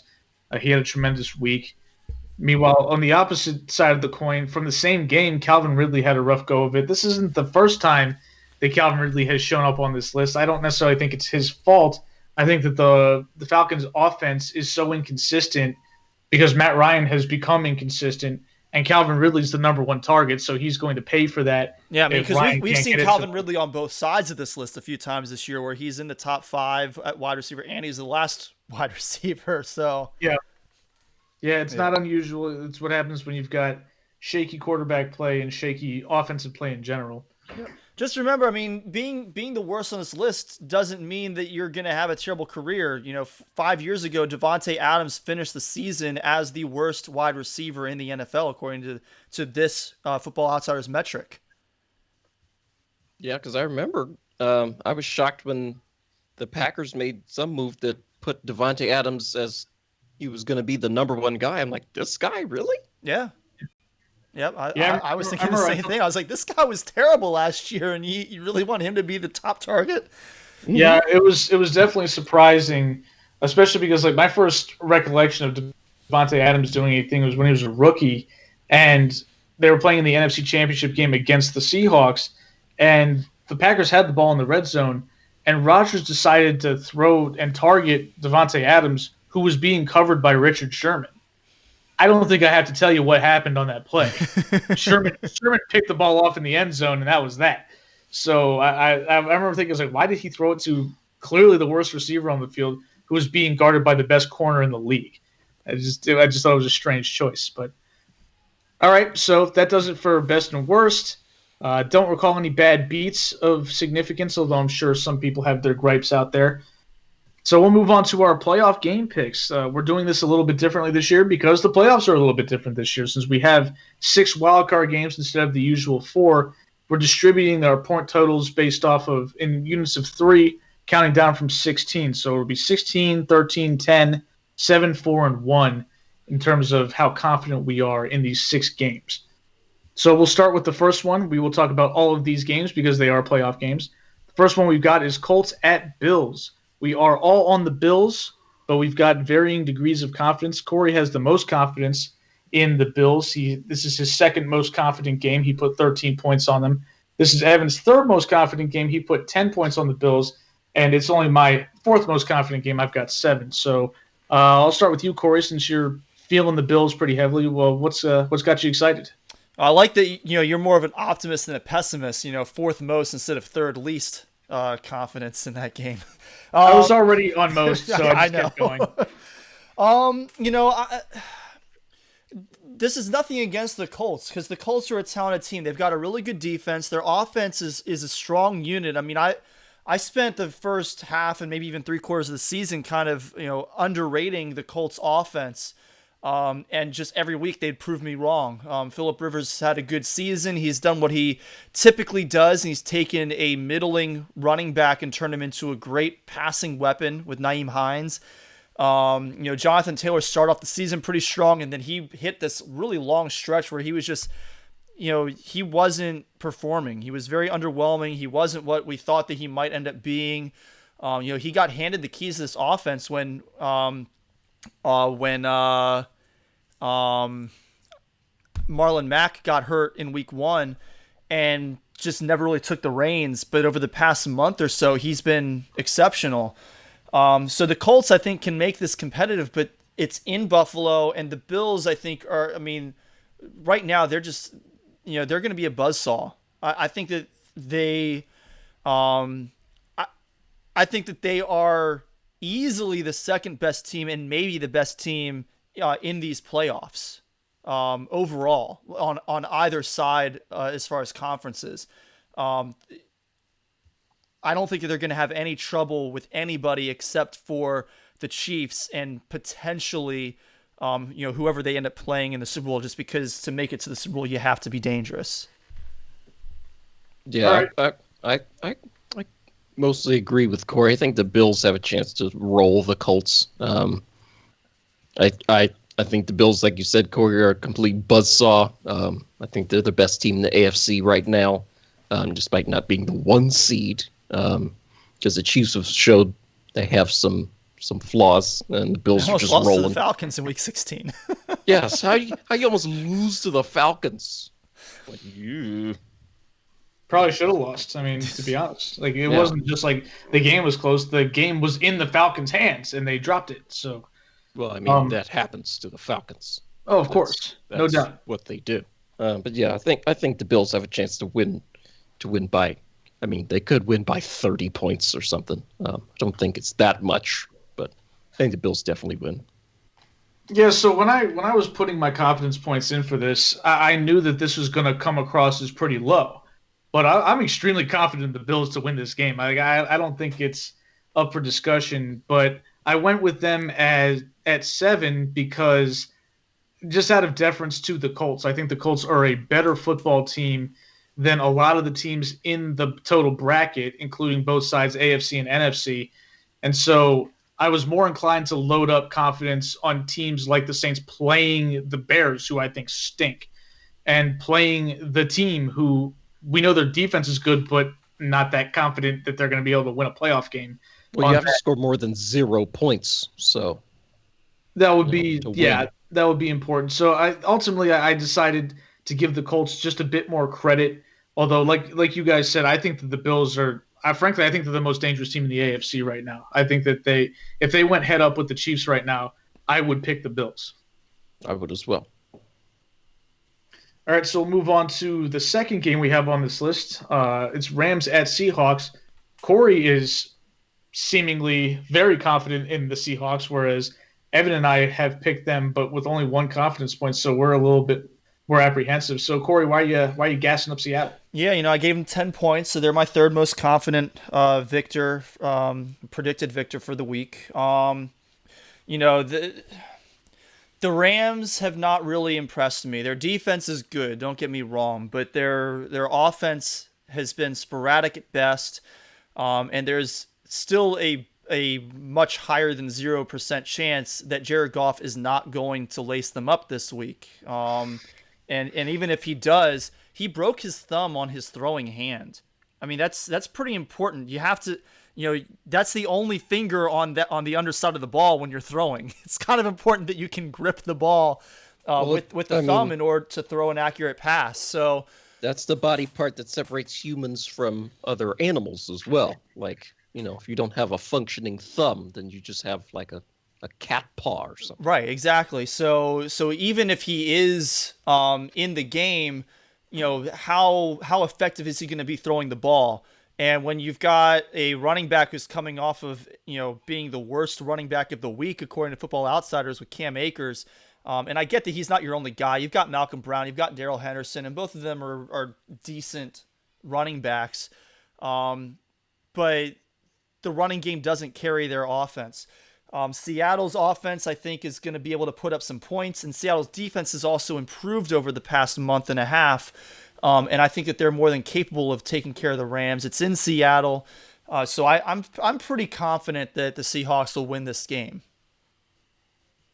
Yeah, I disagree. The Seahawks, as we know, are incapable of playing a normal game. Like, this game is going to be weird. It's going to be a safety, right? There's going to be a 100-yard touchdown called back for holding. Something crazy is going to happen. This game is going to be like 19-15 with the Rams about to score the go-ahead touchdown and they fumble or something. So the Seahawks, they play down to their opponent. I do kind of agree with you, Corey, that the Rams really I don't see them having a chance to win with Jared Goff either not playing or having a bad thumb. Like that's not going to happen. But the Seahawks will make it interesting. And that's why I only put 1 point. Yeah, the Seahawks never play a normal game. We know about that infamous tweet, and it still rings true. Seattle's offense has been sluggish, to say the least, over the last 6 weeks, 7 weeks, which means that they're not going to put up a lot of points, which means the game is probably going to be pretty close, which means anything could happen.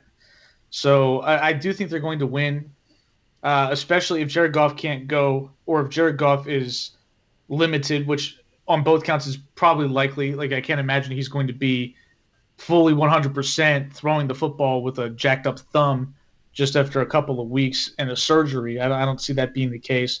But I think the game will remain close enough where if a freak play happens, Russell Wilson throws a pick six, or there's a strip sack that gets returned, or there's a kickoff return for a touchdown, or a blocked punt, or something like that, this could flip the other way. So, like, I think that if it's just a normal football game, Seahawks win and win pretty convincingly. But like you said, they don't do that up there.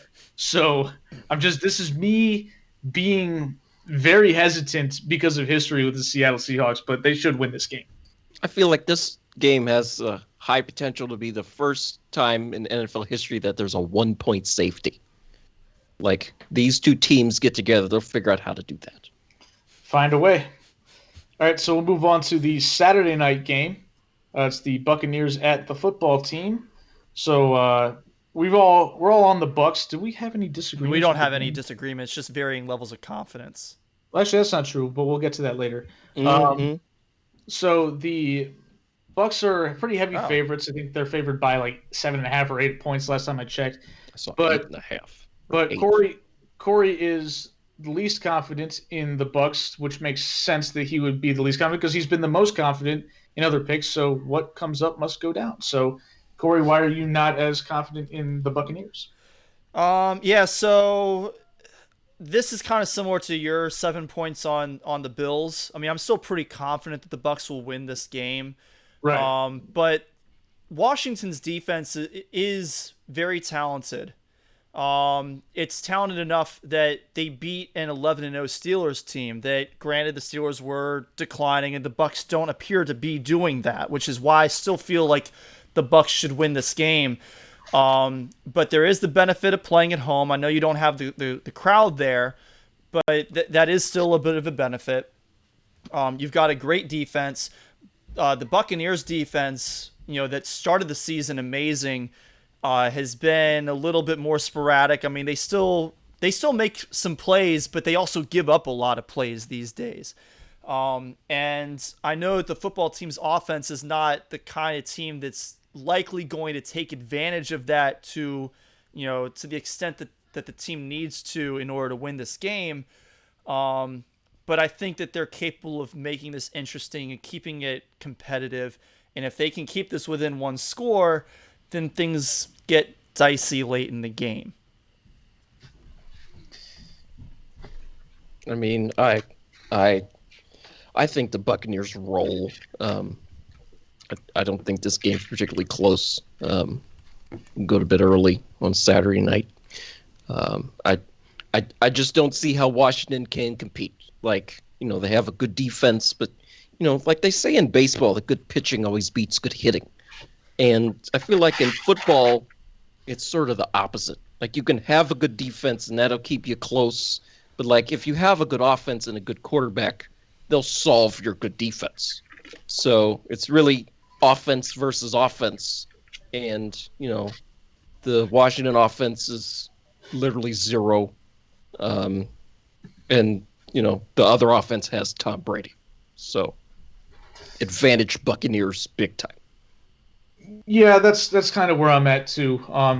I think that we've seen the Bucs offense struggle at times this year, but even in the games where they didn't play particularly well, like against the Rams or against the Chiefs for parts of that game, they were still able to put up 20-something points. That indicates to me that Washington's going to need to score 24 to 27 points to win this game. And so the question is, do I think that's possible or remotely likely? And the answer to that question, unfortunately, I think is no. I just don't see the offensive firepower for Washington. I think that they could get some stops on Brady. They could certainly make that offense sweat a little bit. But like Evan said, eventually they're probably going to figure it out and be able to put together at least a few good drives. And I think that the Washington offense is so remedial at this point that there's just no way I can put any confidence in them being able to score with the Bucks, even if the defense makes the plays. It's going to require multiple crazy turnovers, and while we know that the team is capable of forcing them, I'm not sold that Tom Brady's going to give them up. So that's kind of where I am. I think that the Bucks should win. I'm not sure I'd put 8.5 points on them as well, but I think that they should win, and I don't think it's going to be particularly competitive, even if the score resembles a close game. I'm reminded actually of like the early 2000s Ravens, to be honest, with this Washington team. Like, that those teams had next to no offense and a really good defense. And like, if you watch like Ray Lewis hype tapes and stuff, any of those highlight videos, like you see sometimes their opponent and like they'd be playing the Peyton Manning Colts or the Tom Brady Patriots or even as far back as Kurt Warner and the Rams. And I would be like, oh, yeah, we got lit up that day because, the offense couldn't do anything and the defense, while still good, was playing an all-timer on the other side. And that's not a recipe for success. Yeah, I think that's a big part of it, too, is the fact that if you're able to limit the number of chances that offense has to get at your defense, that's when you can really flip the outcome of a game. But if your offense is constantly going 3 and out and getting off the field, you're giving them 11, 12 possessions. Eventually, they're going to solve you. Whereas, like a lot of times those teams with great defenses that win Super Bowls, sometimes their offenses aren't good, but they're not terrible. They're good enough to move the ball down the field a little bit and kind of give your defense that time off so that they're not having to go out there and get 12 stops in a game. And so that kind of creates a little bit more pressure for the other team to figure it out. Whereas if this is the way it goes, the Bucs could say, okay, we're struggling a little bit offensively now, but our defense is holding it down. We'll figure it out eventually. And eventually you reach a breaking point. Yeah, it's gonna be an interesting thing with Washington though, because Ron Rivera said it's a distinct possibility that he'll be kind of switching back and forth between Alex Smith and Tyler Heineke, which is a little bit weird, but that weirdness still makes me a little bit nervous. I mean, it doesn't help.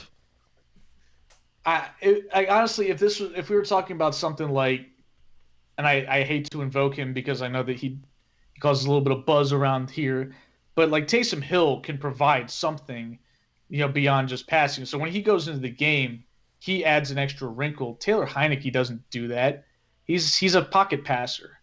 I mean, he's probably can throw the ball deeper than Alex Smith can, but do I really want him going out there and just jumbling up the offense? I don't think that's a good idea.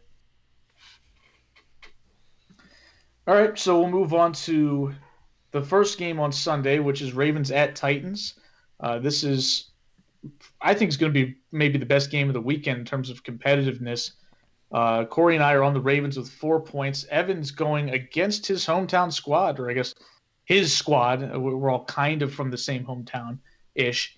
Evan's got the Titans at 4 points. So why are you doing heel turn on your team? This is another emotional hedge. That's really all it is. The Ravens are favored. I believe the Ravens are the better team, but I'm behind in our points competition. Yeah. And, I certainly have no shortage of emotional baggage when it comes to playing the Titans in the postseason. I'm still not over. I think it was 2003. The Ravens lost to the Titans at home in a wild card game. It's unbelievable. How do we lose to that Titans team? It's just ridiculous. So they had the co-MVP. Steve McNair was the co-MVP with Peyton Manning that year. Yeah, but the Ravens should have won that game. It's funny. The New England Patriots beat 2 MVPs in one season that year. Oh, because they beat because they beat the Titans in the divisional round, and they beat the Colts in the AFC Championship game. So that was fun times. But yeah. So this game like Corey said, it's going to be probably the most competitive game, and it's probably going to be unbearable Eric to said watch. that. I appreciate, but Eric said it's gonna be the most competitive game. Oh, okay. Well, one of y'all said that, and I know we look exactly the same. You can't tell us apart. Yeah, yeah. All white people look alike. I mean, yeah, I'm just trying to put into words how I feel about this game. Like it's just, I'm already exhausted just thinking about it, and it's still 4 more days until they kick the ball. So, I think it'll be close. I think it'll be heartbreaking for the team that loses. So give me. I just put the Titans on the line.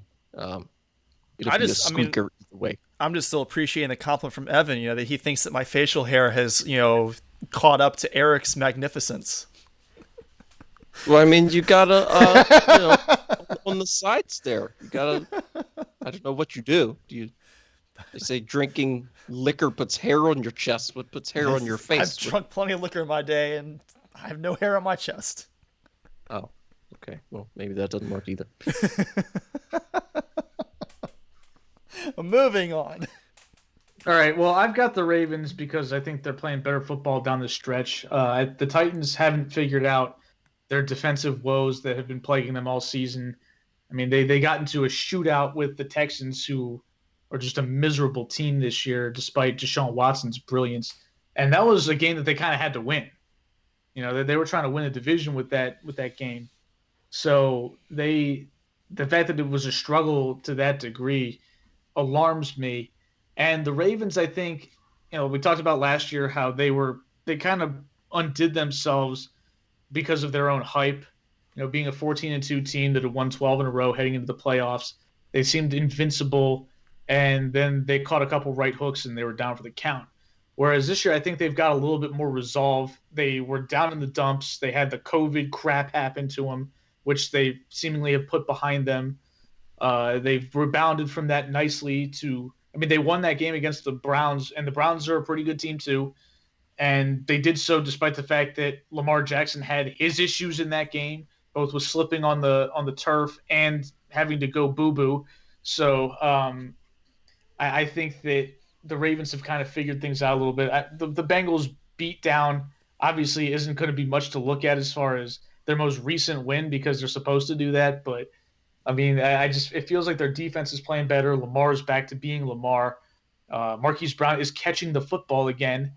It feels like they're going to be able to handle this fight this time. The first time they got a little ahead of themselves. The second time, I think they were in a bit of a tough spot when they played them in the regular season. This time, I think they'll be ready for the fight. Yeah, I agree. I also sort of want to underscore a point that I'm pretty sure, Eric, you made probably a year ago now, that the Ravens are historically a team that does better as the hunters rather than the hunted. Like, last year 14-2 and hadn't lost a game since like the Orioles had lost a game more recently than the Ravens had. Like they were just on fire and everything was perfect, and all of a sudden, some scrappy team comes up and shocks them, and they don't know how to handle that adversity. But like this season, there's been no shortage of adversity. Our all-pro left tackle gets his ankle shattered in the first Pittsburgh game. He's out, so we have to move somebody else over. We lose a Hall of Fame guard to retirement, so he's gone. We just have these patchwork offensive linemen. We ran out of quarterbacks in the Cleveland game because RG3 was hurt, which is, not new. And then Lamar was having issues, which we discussed. And then Trace McSorley's laying on the field holding his knee.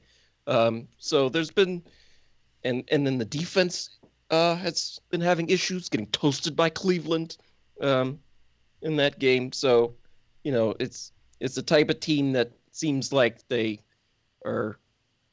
been through enough stuff, not to mention the COVID situation. That was a disaster. They've been through enough stuff this year where they could, going on the road and in the playoffs against a big rival. It's like, oh well, we've been through plenty already. What's going on the road in the playoffs? So I think they should win. They're favored, but they should have won and were favored last year. Yeah. Okay. So I guess we'll move on to Bears at Saints. We're all pretty confident the Saints are going to win, but I've done my own bit of emotional hedging here. I've only put 13 points on the Saints, whereas Corey and Evan have maxed out with 16. So I don't know. This is just my fan paranoia kicking in. I watched the Saints last year. That might have been the most complete Saints team that the Saints have had in this recent run, and they've had some pretty darn good ones. And they lost to the Vikings in overtime last year. The offense had an underwhelming performance. The defense had its moments but wasn't special. I don't know. I get nervous, and so I kind of said, hey, I'm not going to max out on the Saints because weird stuff happens, especially lately. They absolutely should win this game. Mitch Trubisky kind of turned back into a pumpkin in Week 17. And the Bears defense isn't as good as it has been in the past. The Saints should have everybody available. Michael Thomas will be back. Alvin Kamara's status, I think, is still up in the air, but he will at least be eligible to play based off of how long he had to sit with the coronavirus. So the Saints should have at least a mostly full covered on offense. And whereas the Bears they're simply not as good of a team, the Saints ought to win this one. But we'll see. I don't think this game's going to be close. This is, go get yourself a new plate of food, take a nap. Mitchell Trubisky isn't good. The Bears defense, I mean, they need to get the 85 Bears defense back. They won a Super Bowl in this building. But it's not going to matter. This game's on Nickelodeon, by the way. Well, so. It'll be like streaming. It'll be there too, in addition to, I forget which network is the main one for that game. Is this a Fox game? I think it's CBS. I think it's CBS too. Yeah. Yeah, but it'll be on Nickelodeon as well with a bunch of additional graphics and fun stuff for the kids. Nickelodeon type stuff. Yeah. Yeah, it'll be on Nickelodeon. So, but yeah, Saints roll. I have no concerns. I mean, I think that there's how do the Bears score any points? They can't. I mean, I think I think there's a reason to be a little bit concerned because the Bears barely lost to the Saints in the regular season in overtime. It was a 26-23 game, and the Saints needed overtime to win that game. And that was with Nick Foles at quarterback for the Bears. And Trubisky has without a doubt been better than Nick Foles this year. Whether you want to say that Trubisky has been terrible or not, it's fine. He's been better than Foles. And the Foles-led Bears pushed the Saints. So I think there is, there's a reason to be a little bit worried. But that game was in Chicago. That game was outside in the cold. It was outside in the cold. We already know that the Saints typically have some troubles when they are outside and dealing with the elements. They won't have to worry about that this Sunday. Alvin Kamara hopefully should be back. I maybe should be more worried than I am, but I put the 16 points on the Saints to start with, and then I started thinking, should I really do that? And then I looked at the Vegas line, and I was like, yeah, I'm going to stick with that. Yeah, I think that you might be, if you're going to consider that game from earlier in the season, you're putting yourself maybe in a little bit of a trick bag because the Saints were not playing at full tilt at that point. They had a lot of injuries. Their defense was discombobulated at that time. Yeah. They played much better since then. I don't think Michael Thomas played in that game either. No, he didn't. So the Saints have clearly returned to prime form, whereas the Bears they're better with Trubisky. There's no doubt. You're absolutely right, Corey, that, as Trubisky's been kind of inconsistent this year, but he sure as hell was better than Nick Foles. And we were clamoring for Mitch Trubisky to come back sooner, but he was injured, so it took him a little longer to actually get his ass on the field. And maybe the Bears could have scraped out another win or two had they done that. But I just think that he's still not a good quarterback. The Saints ought to be able to contain whatever the Bears bring on offense. We've seen this matchup before. Sean Payton regularly pulls Matt Nagy's pants down and spanks him in front of a national audience. I don't see that changing either. I don't know that that's appropriate for the Nickelodeon viewers.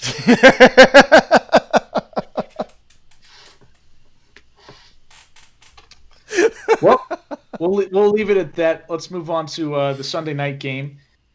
So it's so interesting that we have a full slate of games on both days. Usually you only get two. This is kind of exciting. It's new stuff. Yeah. We've got the Browns at the Steelers. A rematch, change of venue, but a rematch between these two teams that played in Week 17. Like we said before, the Steelers are obviously bringing a different set of dudes out there to play. So that obviously is going to change our prediction because I believe we all picked the Browns to win, last week, and they did barely. But this time we've all got the Steelers. I've got the most confidence in Pittsburgh. Evan's got the second most, just right behind me. Corey's got the least amount of confidence out of any of his winners this week when picking the Steelers. I think I get why. Like I'm not saying that Corey's crazy or anything like that, but I'll let him explain it. What's going on with that? Yeah, I only put 1 point on the Steelers. I still don't know that I can totally trust them. In theory, giving their starters last week off should energize them, should have them ready for this week, should allow them to absolutely demolish the Browns. I talked about this a little bit last week as we were getting ready to talk about this game. The Steelers never got a true bye week during the season. They had to prepare through that through week 4 as if they were going to play the Titans, and then they didn't. So they never got that mental or physical rest. Now they have that. It's still a very talented team, but a lot of the issues that I've had with the Steelers over the second half of the season, I've certainly had some issues with their physical play and like what they're actually doing on the field, but I've also had some issues with the play calling, the game planning. You look at, Deontay Johnson, who's a really talented receiver. He had a terrible DYAR at the end of the season, and a lot of that is because he had so many unsuccessful plays. I think he led all receivers in unsuccessful play percentage, according to Football Outsiders. And a lot is because of the play calling. They were constantly targeting him on these weird little screen setup plays, but they weren't blocking for him, and they weren't called at opportune times, and they were called too frequently sometimes, to the point that it got very predictable. And that's not a way to run an offense. And if you can rest these players and give them a week off to have them kind of back to full energy, but if you don't fix things from a play calling standpoint, that's not going to do you a whole hell of a lot of good. Obviously the defense is, it should still be good, and it should be able to contain the Browns for the most part. And I should be way less confident in the Browns simply because they're not going to have their coaching staff. So it's this mix between, I don't know why I'm not confident in them, and yet at the same time, I don't fully trust the Steelers. This is the game I'm most looking forward to this weekend, at least before the COVID news with Cleveland. Like, I think if Cleveland was at full strength, I think I would pick them to win. Just the Steelers have, their whole body of work, they were humming in the first half of the year, but later in the year they looked awful. Like, their defense could only do so much. Their offense, like Ben Roethlisberger's just holding onto the ball and, looking around. He also spent, and then Deontay Johnson with hands of stone. Like, they just couldn't execute offensively. It was a mess. Like, all of this is on their ledger for the season. So, all of those outcomes are this Steelers team. Like, how do you lose to the Bengals? I have no idea how that happens. To a team that won this division, they lost to the worst team in the division. And that game wasn't close, really. Like, they looked that bad. So, but then the Browns naturally have to have some classic Browns misfortune. So I think they have one of their offensive linemen's going to be out too. Games in Pittsburgh, so I'm not as confident in the Steelers I thought I was going to be less confident than both of you, to be honest. But I think this game will be close. I think this game's going to be physical. NBC actually picked the correct game this week to have on prime time, unlike this past week. Goodness gracious. So, after saying all of that, I think Steelers in a squeaker. So I get not trusting the Steelers. Corey mentioned Deontay Johnson's struggles at points during this year. A big part of the reason is the Steelers' offense at times was resembling what we've seen from the football team, where it's just like they were either unwilling or unable to push the ball down the field, and it was 4-yard dump after 4-yard dump. So if that returns, then obviously the Steelers could be a quick out in this postseason. But we also saw a little bit of life against the Colts in a game that the Steelers felt pretty compelled to win. They didn't want to end up playing the Browns in Week 17, potentially at the time, for the AFC North Championship, which was what could have been on the line had the Browns beaten the Jets and had the Colts continued to beat the Steelers at that point. I don't think one good half of football turns it all around by any means, but I also watched the Browns struggle to win a game they absolutely had to win against a lot of backup players for Pittsburgh at home, and they won by 2 points. Like it was every bit of a Browns type of game. Now they're going into the playoffs for the first time in forever.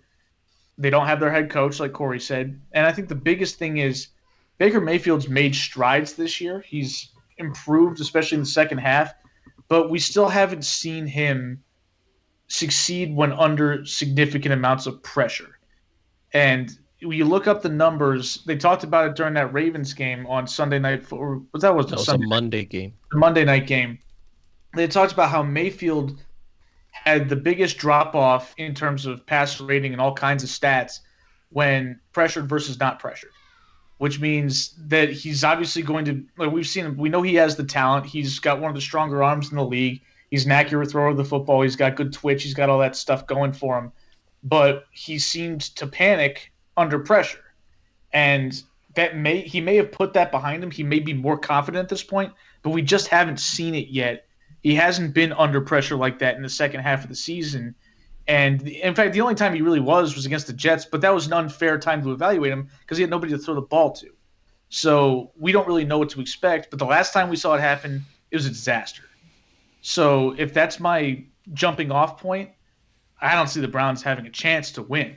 So Baker's going to have to be significantly better than what we've seen in a situation like that because the Steelers will get pressure. I mean, they've got some ungodly streak of how many games in a row they've had sacks. And with an offensive lineman missing, with no head coach, it's going to be dicey for the Browns. I think that it's unfortunate for them because, like I said, they went 11-5. That's usually good enough to maybe even host a playoff game.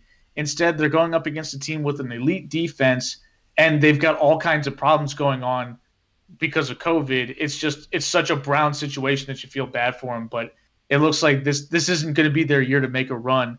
But they should be proud of what they did this year, and maybe they can build on it next year. The Browns, have they even been allowed to practice this week? They've had several times where they've had to shut down their facilities, so that doesn't help either. When you're you're going to have a sort of a makeshift coaching staff with limited amounts of practice time, if any at all, going up against a team that's probably better than you, and certainly has a better defense than your offense in their building. Yes, it's just a brutal situation for Cleveland. Yep. I think that if they had everything going for them, this would have been a barn burner of a game. But I just think that Cleveland's got two hands tied behind their back, and that's really going to set them back and make this game a little bit unfortunate because it could have been a really good one, and I don't think it necessarily will be. I've pulled up the last Cleveland Browns playoff game. So yesterday was the 18-year anniversary. So January 5th, 2003. It's been a little while. The Browns led 24-14 going into the fourth quarter and ended up losing 36-33. Oof. That's the Browns. Overtime or regulation? Regulation. I don't see any overtime. That's impressive. That's That's a lot of points in the Yeah, fourth. that's what 22 points in the fourth quarter. Mm-hmm. Good Lord. This was the same weekend that the Jets beat the Colts 41-0 in the playoffs. Oh my God. Yeah, that was probably Peyton Manning's first. Yeah, that was Peyton Manning's first playoff game. Not his first one, but that was like the first one that he was awful in, which kind of created the narrative that the dude couldn't play in the postseason. Yeah. So, to underscore how long ago that was, Jets 41, yeah, Colts 0. That's all. I brought this up. The Jets in the 2000s were pretty good. They made the playoffs a lot, and they won. They were competent. Yeah. I don't know what's happened since then. Well, I do know, but I don't know why it happened. Yeah. Well, I mean, now that Cleveland's in the playoffs, the Jets have the longest playoff drought in the NFL at 10 years. Yep. The Buccaneers would have had that, but they made the playoffs as well. So they ended their streak. The last time they made it was 2007 when they got beat by the soon-to-be Super Bowl champion Giants. Yep. The last Browns coach to win a playoff game was Bill Belichick. Yes, against the Patriots. Yes.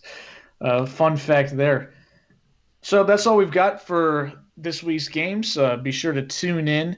We'll continue to track how we're doing against each other in terms of confidence points and things like that.